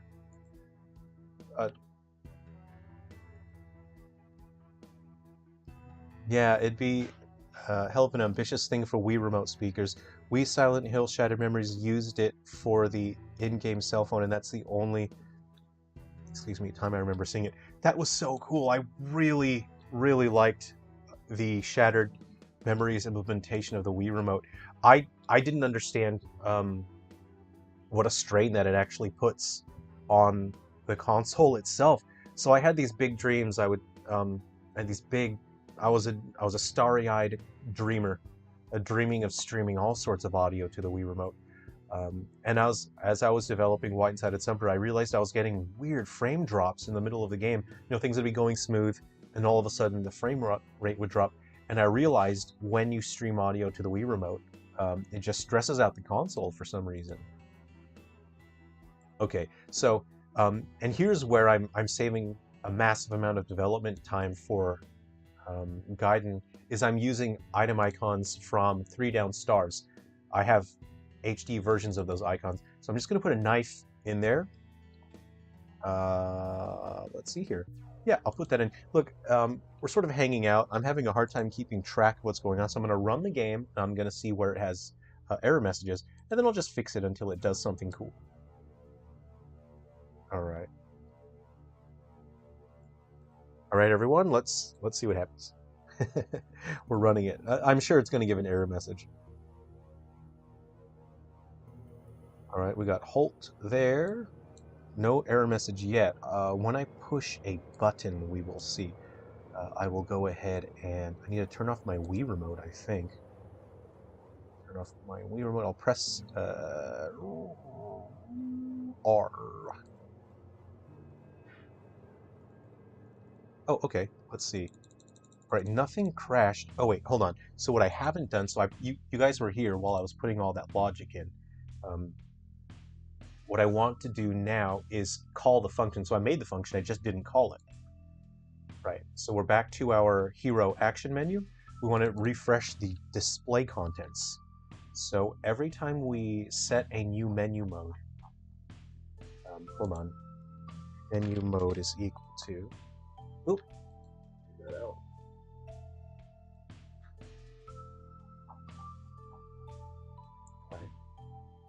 So for me personally, and this is an extremely good habit when you're coding, is when you're assigning something to an equal value, I always put a space on both sides. I notice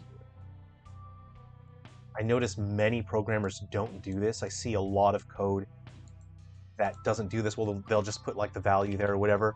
That makes it extremely unmanageable when you want to find where you are assigning values. If you have the space after, then when you go to find, you find with the space there, and then it makes it much easier to find where you're assigning the value. It's especially important because you can have two equal signs to compare for a value as well. So it's important to do that. It's shocking how much code I see where people will just put the value in, like that. It's not a great way to do it. Right. So we will set the new menu mode, and then we will refresh the display contents, and then we will refresh the cursor position as well. Let us go ahead and run that. And what I'm seeing is the cursor is offset, is what I'm seeing. We're going to test the cursor as well, and we'll make sure that logic is working. Okay. Let's go ahead and turn off the auto switcher. The auto switcher is my logic.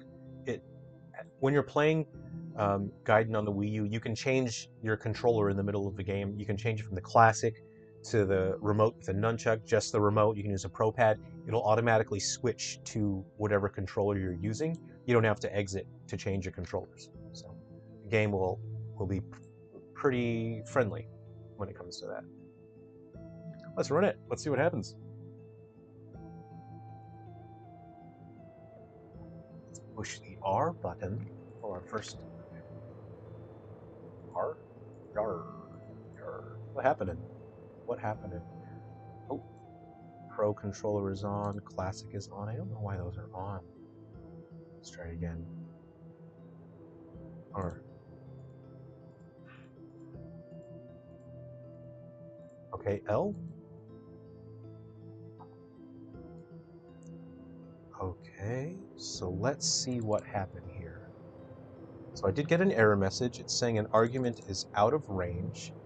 I have a feeling I haven't referenced the actual objects. Let's see what's going on here. All right, we have generic list 441. 441. What's in 441?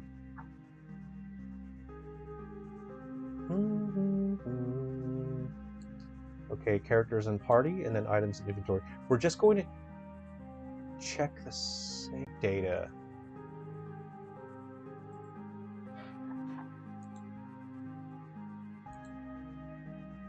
Make sure it has the. Okay, we have saves, 8 save slots. Save slot 1, and make sure. See, there's the problem. It didn't have any characters in there. So let's go ahead and have 80 characters in the save data. We'll do 1 and then 8. So now all elements, all save files will have 80 character slots for save data. And I'm just going to make sure that our icons are referenced.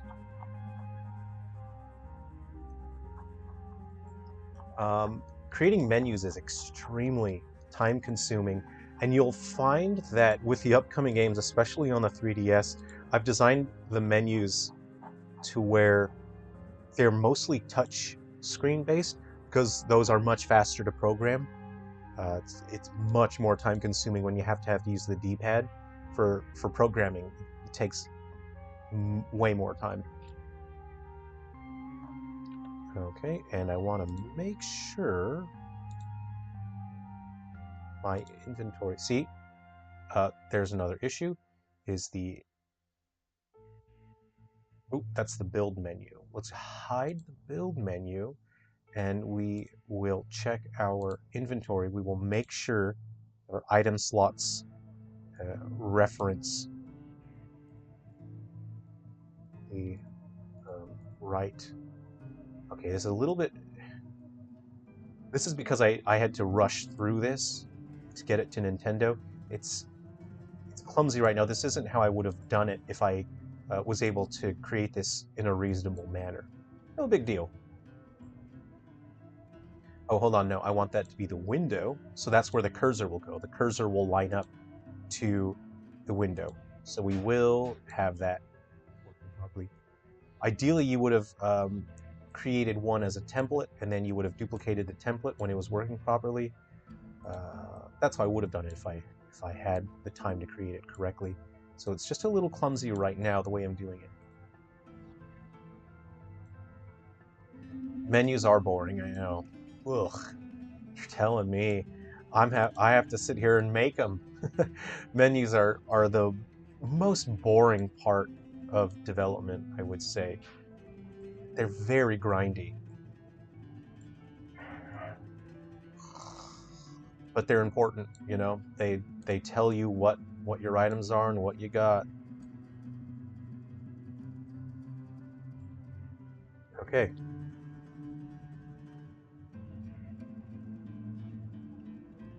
I tried making a point-and-click game in Game Maker Studio. I got stuck on the menu. Coding is not my strong point. Yeah, I don't know if... I haven't used Unreal, but I suspect that's very like visually based coding. I don't know if that sort of thing, if that system is what that's like for menus. It is time consuming. It requires a ton of planning, and it's not fun to do. Menus are not fun to make. They're just hard work. It's not like, you know, sculpting an enemy and then at the end of the day you've got something cool to look at, you know. But it's all part of the job, isn't it? All right, I think I did something funny here. Those controllers turn on. Yep, I want to turn those off. Now if I press R, does my menu come up? Okay, here we go. Yep. So let's see what happens if I press L. Come on, come on. Okay, so we have an index out of range again at 441 again. You're kidding me. Why you do that? Why you doing that? Okay, characters and parting, and then item and inventory. So the character ID, the item and inventory. I suspect items and inventory might be set to 0. Let's go ahead and check that in our save data.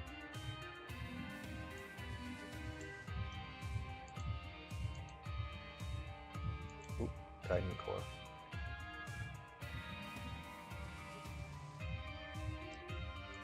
Okay, so let's check Hero 1, and yep. Even though I told it explicitly to create it at a certain size, so there should be 8 item slots in the inventory and 4 slots for the weapons. Okay, so we'll do 1 and then 80. So that makes sure all the characters have that many item slots. And then again, I want all the save data to also have that. Okay, let's save it and run it. And then let's see, what I'm trying to get is the knife to show up, which lets me know that my logic is working. I haven't used the new Game Maker Studio. The last I used was Game Maker 8, I think. And that would have been back in 2000 and something. Something 2000. I don't know where my character object went. Oh, so you're seeing all those... I'll zoom out and show you. Okay, here we go.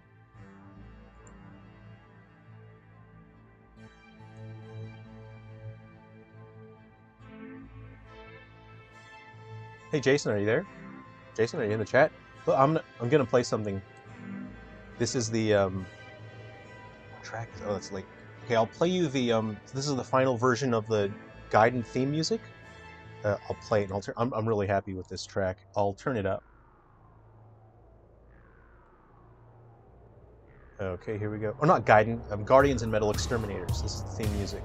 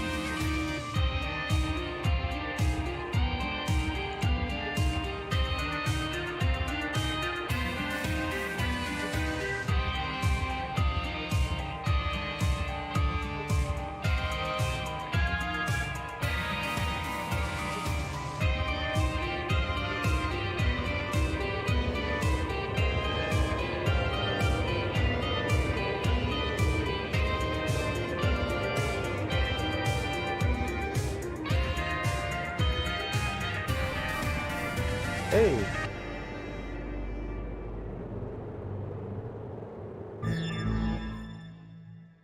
Alright, yeah, I hope that wasn't too loud.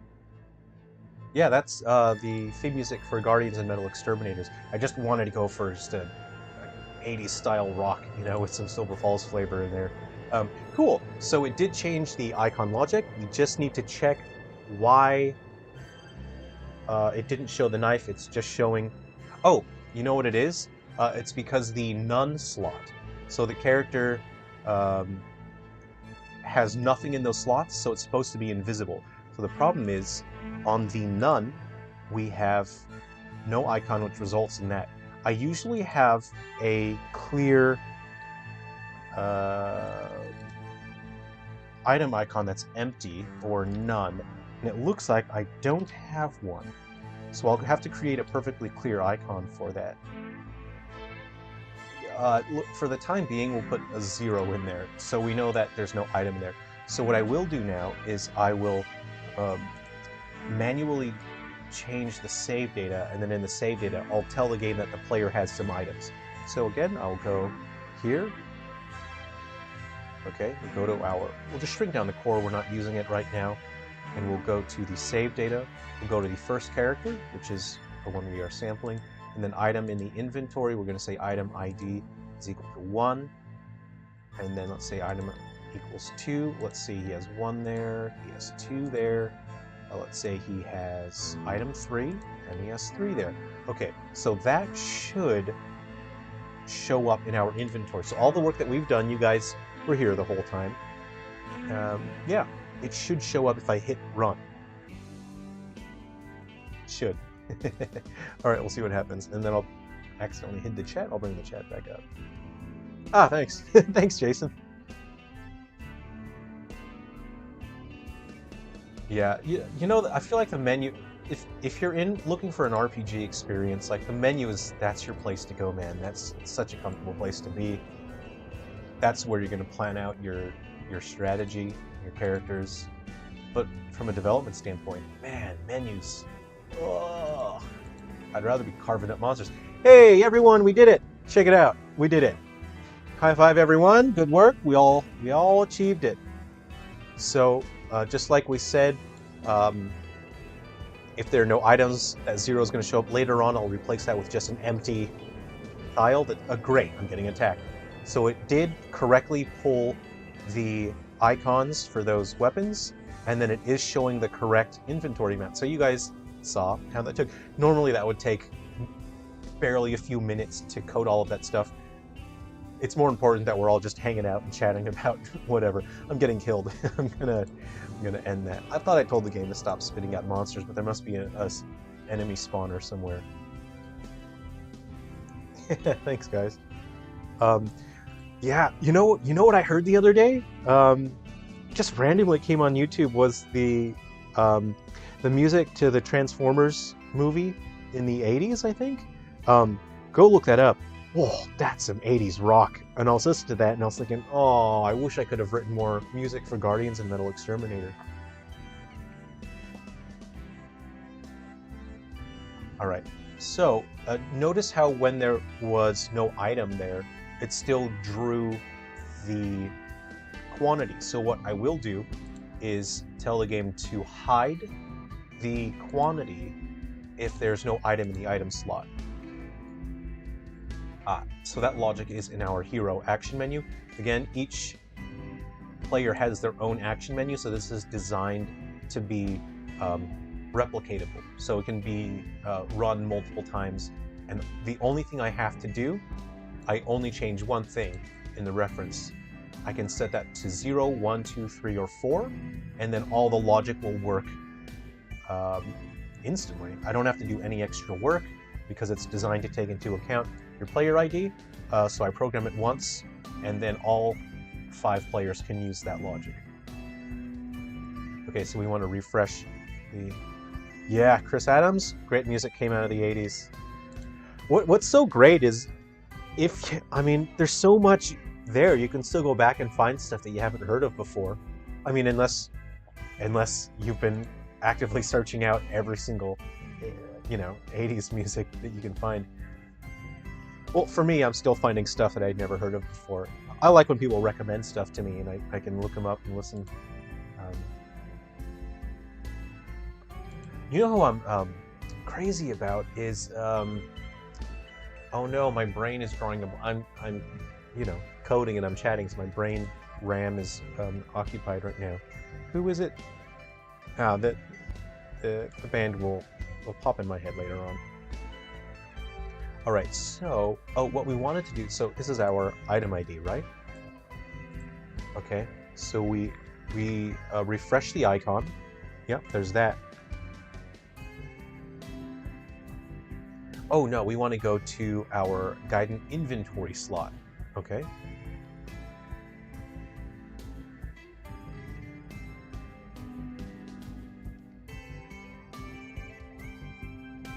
This is a yuck. This is a gross way to do it. I'll do this for now. It's not a big deal. I'll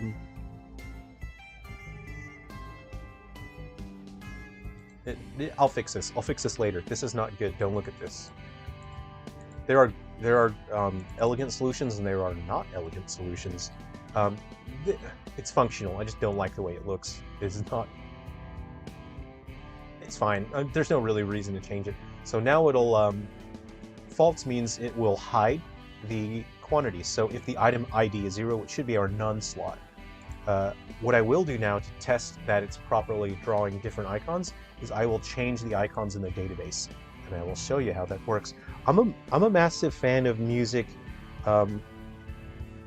doo-wop music from the 50s. I'm a huge fan of that. I could listen to doo-wop 50s music all day long. Rock from the 50s, I'll listen to that. Your classic country from the 50s and 60s, I'll listen to that all day. I am a big fan of music from the 60s and 70s and the 80s as well. Yeah, there's so much about our history and culture that you can hear in the music, and I think it's important to just explore that, you know, once in a while. All right.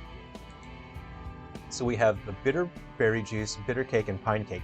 Those are the ones that I'm going to change because our values are set to 1, 2, and 3. I'm just going to change these icons so we can see different things. So bitter cake and pine cake. Okay, bitter cake and pine cake. Let's do a fun drink. And what do we got? What do we got? What do we got? Excuse me, sorry about that. I don't know. Little gun. And then for anyone that's played, you know, 3 down stars, you're going to recognize these item icons. These are just HD versions of the 3 down stars items. Okay, let's go ahead and run it, and we should see different icons, and we should see that the quantity will now be disabled. Here we go. Yeah, since you asked, in the future, I'll do a stream, and then I'll just write a track on stream. I'll show you the workflow, my digital audio workspace. Okay, here we go. I don't know why this keeps. I've turned off my auto switcher. That's why these things keep turning on. I should turn my auto switcher back on. Oh, I want to test. I'll test the movement as well. So I'll press L. What's still on? What's stopping me? I think I'll turn off the PC, actually. Righty. What's happening here? I don't know what happened. Oh, yeah. Okay, yeah, we did it. Ah, I got it backwards. So it's hiding the quantity there when really it should be the other way around. I better fix that. But we have our item icon, so it is correctly drawing the icon that has been specified in the database, as you guys saw. So, Tim, I use PreSonus Studio One. I've used quite a few programs in the past. That one's my favorite one that I've used.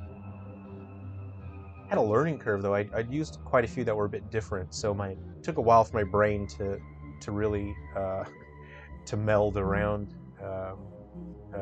Studio One. Too often, video game music is overlooked. I spent hundreds of hours listening to CDs of Final Fantasy VI and Chrono Trigger soundtracks. Right here, fist bump me, right there. That's it. I'm sure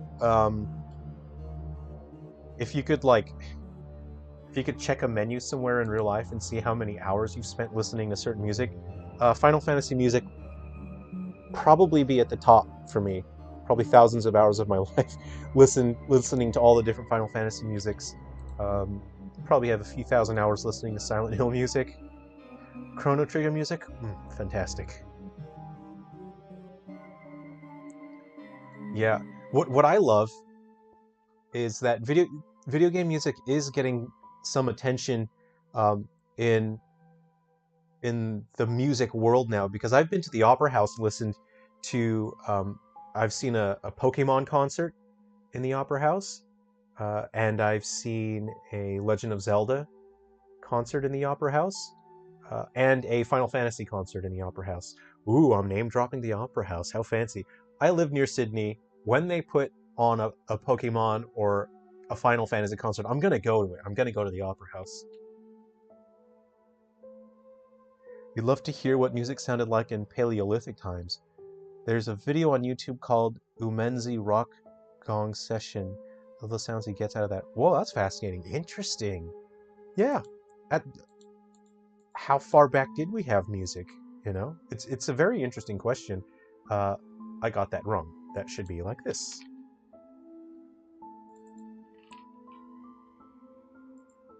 It's so cool. It's just a cool environment, the Opera House.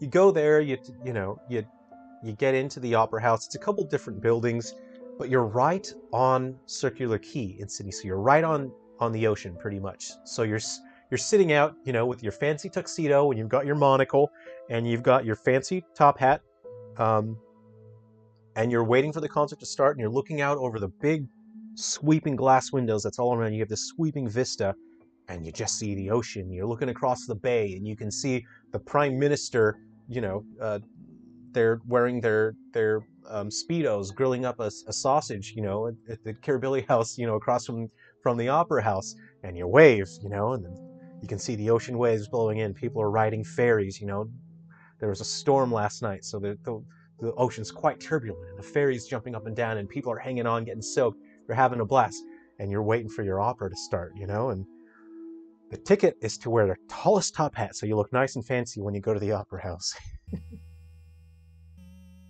How long has hard rock music been around? Nice. Has anyone heard the soundtrack to Secret of Evermore? That game has incredible sound design for a SNES. I'm a big Secret of Evermore fan. I played the fan hack that enabled the multiplayer, so I played through that game with a friend of mine until we got to a glitchy part, and then the characters got stuck, which is what you would expect because we used the fan mod that enables the multiplayer. That it wasn't finished. The developers didn't have time to finish the multiplayer. That game sounds incredible. Wow. Secret of Evermore is fantastic.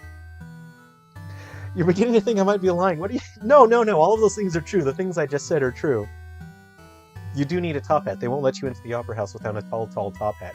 They have a little caliper that measures your top hat length. You gotta have a real good top hat. All right, let's go ahead and run. I'm just gonna. There we go. All right, I'll put my switcher back on, and actually no, I'll just turn these off. What am I thinking? Turn those off. All right. Now, if I hit the L button, and then I'll check that my cursor is moving around.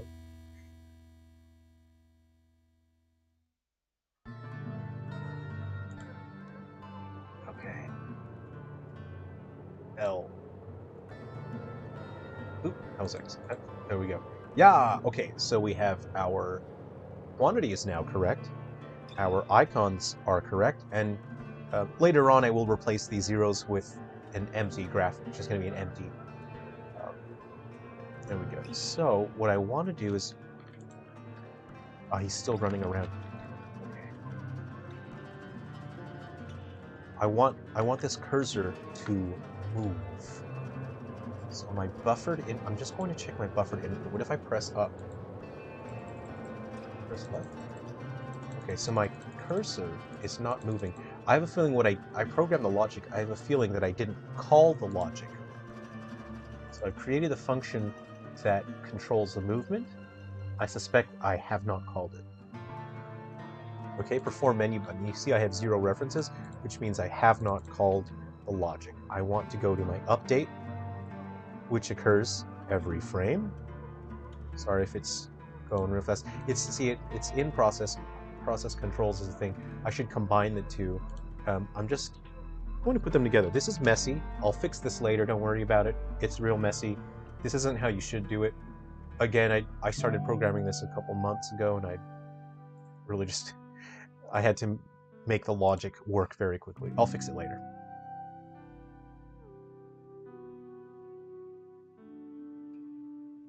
Chris, have you played Secret of Evermore with the multiplayer fan mod? Well, it's not a mod, it's a hack that enabled a feature that the developers had to leave out at the last second.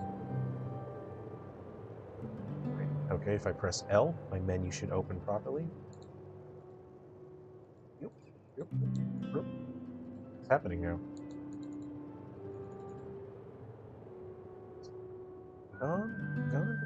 Funny. Yep. I disable that. Okay, I have an error message. Let me just see what the error says. My buffered input has not been applied. I see what I've done wrong. So the buffered input, this is, I guess if you're into game design yourself, this will make a little more sense to you. So you know how when you are, I'll bring this up. So you know when you're in a game menu, right? And then some game menus require you to press the D-pad. You know, you move your menu up and down like that.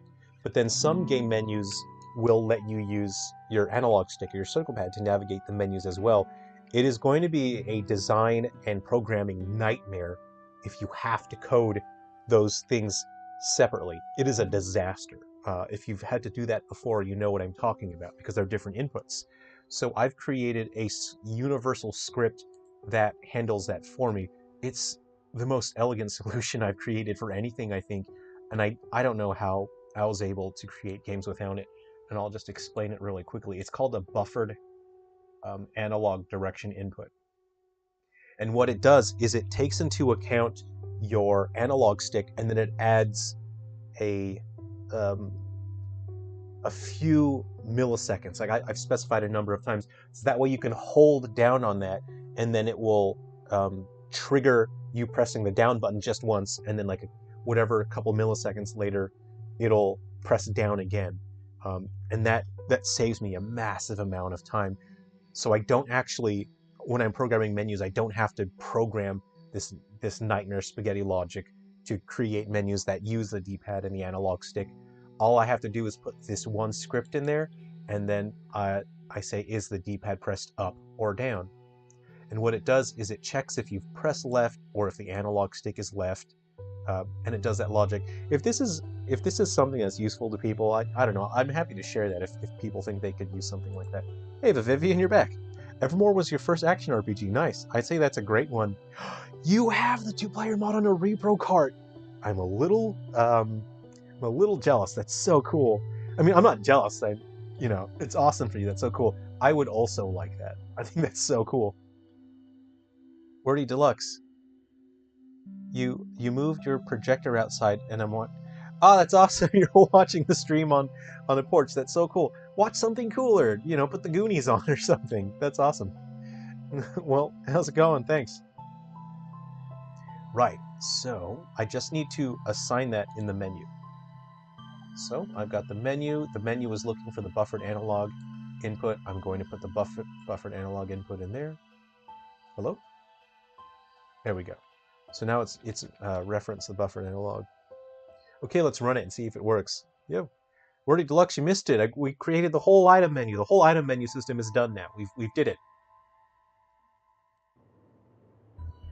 All right, so we'll go back to the player and we will press the L button and see what happens. L.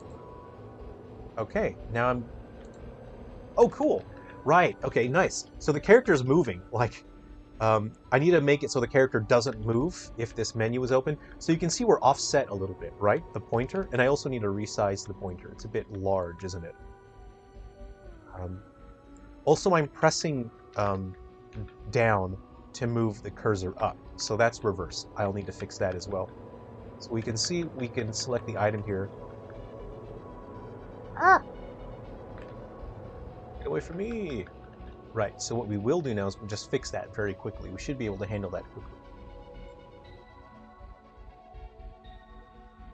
Yeah, Secret of Evermore. Oh, Chris, it's fascinated me when I first played it in the 90s. It was unlike any other game I played. I then bought as many SNES RPGs as I could find. Terranigma might be my favorite story. Man, the sound in Terranigma, that game is such a vibe. Terranigma is fantastic.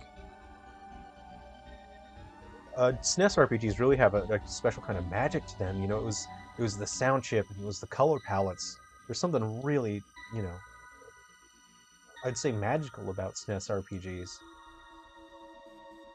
First RPG I can remember playing was Breath of Fire, so for me that's kind of the king of RPGs, you know, on a nostalgic and emotional level. I really connected with Breath of Fire. It was my first one. I absolutely love it. It's so difficult to start though. It was in that era of RPGs where it was just brutally difficult until you start getting some party members and some magic. Man, that's such a great game to play. Oh, we're gonna fix the items here, so we will.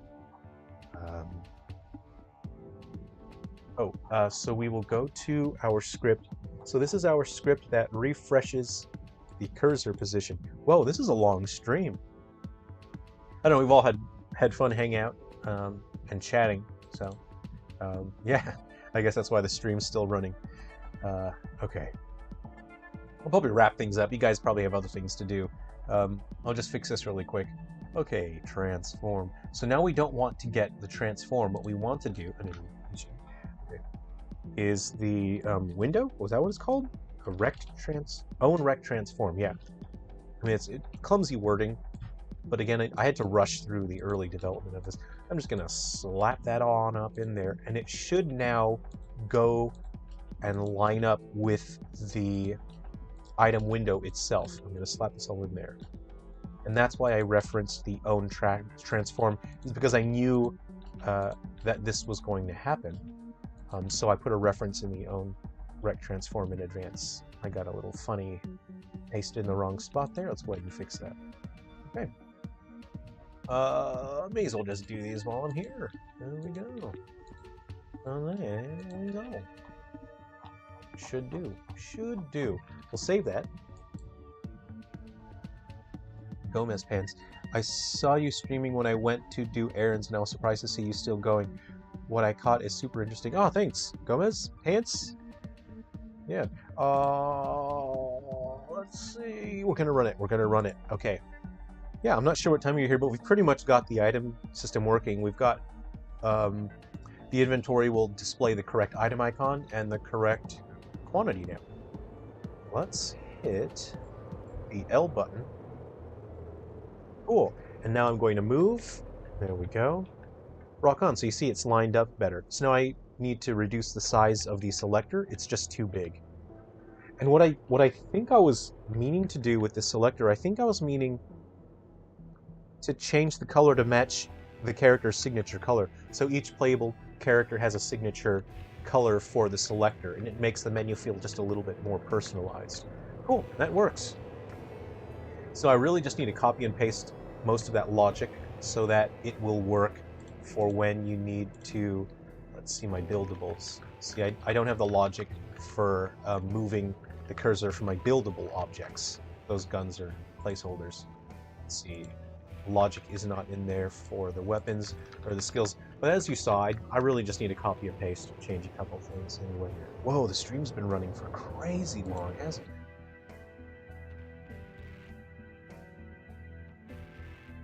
Let's see. You all need to check out Twin Sen's Odyssey. It's my favorite game of all time in the music. I'm going to type that into the search engine, and I'll look that up after the stream. Here we go. Twin Sen's Odyssey. 97. 97 was a great year for games. Though I'm just looking at the box art. It kind of gives me Tomba vibes. I'm a massive Tomba fan. Now, let's see here. The GOG release has the tracks out of order, though I can't remember how I fix it. Oh, that's brutal. How are you going to mess up something like music? Anyway, yeah, well, it's been a massive amount of fun hanging out and chatting with everyone. So, yeah, we can just chill and chat for a couple more minutes. If you had any questions, whatever you want to talk about, it doesn't need to be game related. It could be relationship advice if you wanted. Yeah, anything that I'm not an expert on, I'm happy to give advice about. Yeah, but yeah, thanks everyone for hanging out on the stream. That was a lot of fun. I'll probably go make myself some lunch and then I'll finish. I really need to get the entirety of this menu finished today. So all of the functionality for the buildables, it'll display all the characters' different unique objects that they can build, their skills that they can perform, all the equipment. I need to have that done today.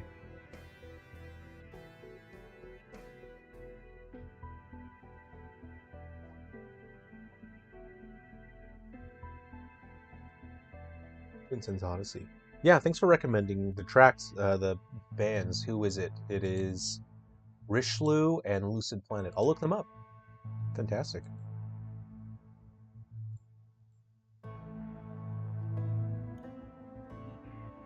What music is playing right now? What is this? My coffee is ice cold. Yeah.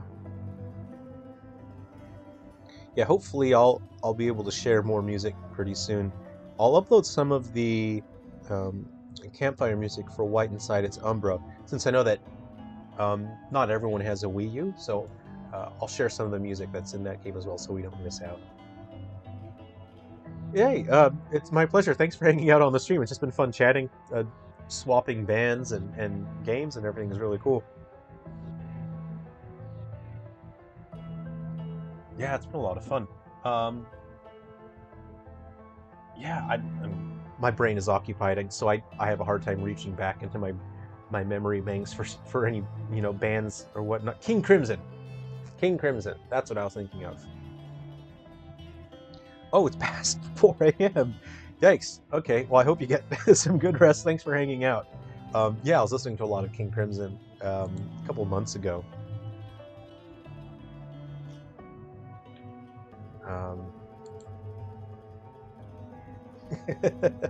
Yeah, you might want to get some sleep. Get some sleep. I'll do another stream again soon. I'll try to do streams a little earlier, so maybe it's easier for time and whatnot. Yeah, I found them a couple months ago. I keep saying that, but my brain, I'm suffering time compression because I have been working on these games for so long and I work on them so intensely. It feels like time is compressed because the world's passing by outside me. I'm in my office, and it feels like a couple weeks have passed, but people are like, I haven't seen you in 14 years. And it's like, well, I thought it's only been a couple weeks. And people are like, it's been so long since I've seen you. Yikes. So I'd really like to wrap these games up, get them launched, and then try to get back to some semblance of a social life would be pretty cool. Oh yeah, fantastic. I think, well, the current lineup of King Crimson, they've got 3 drummers, don't they? In their current lineup. I've watched videos of their early videos of them, especially, the drummers, like, whoa, you're going all out, man. Impressive. Their early videos are really something.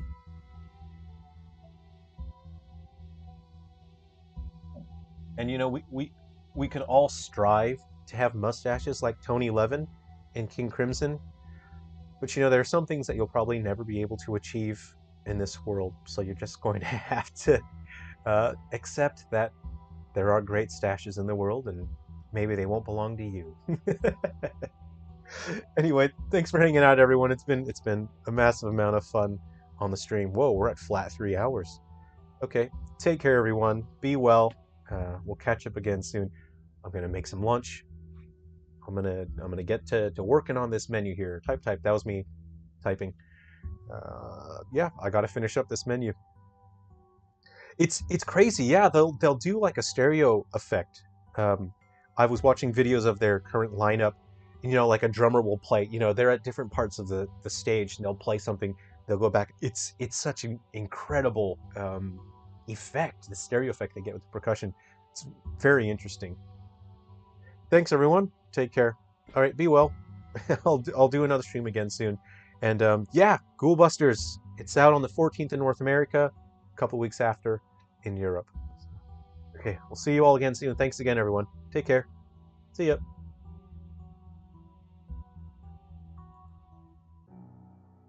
Okay, cheers.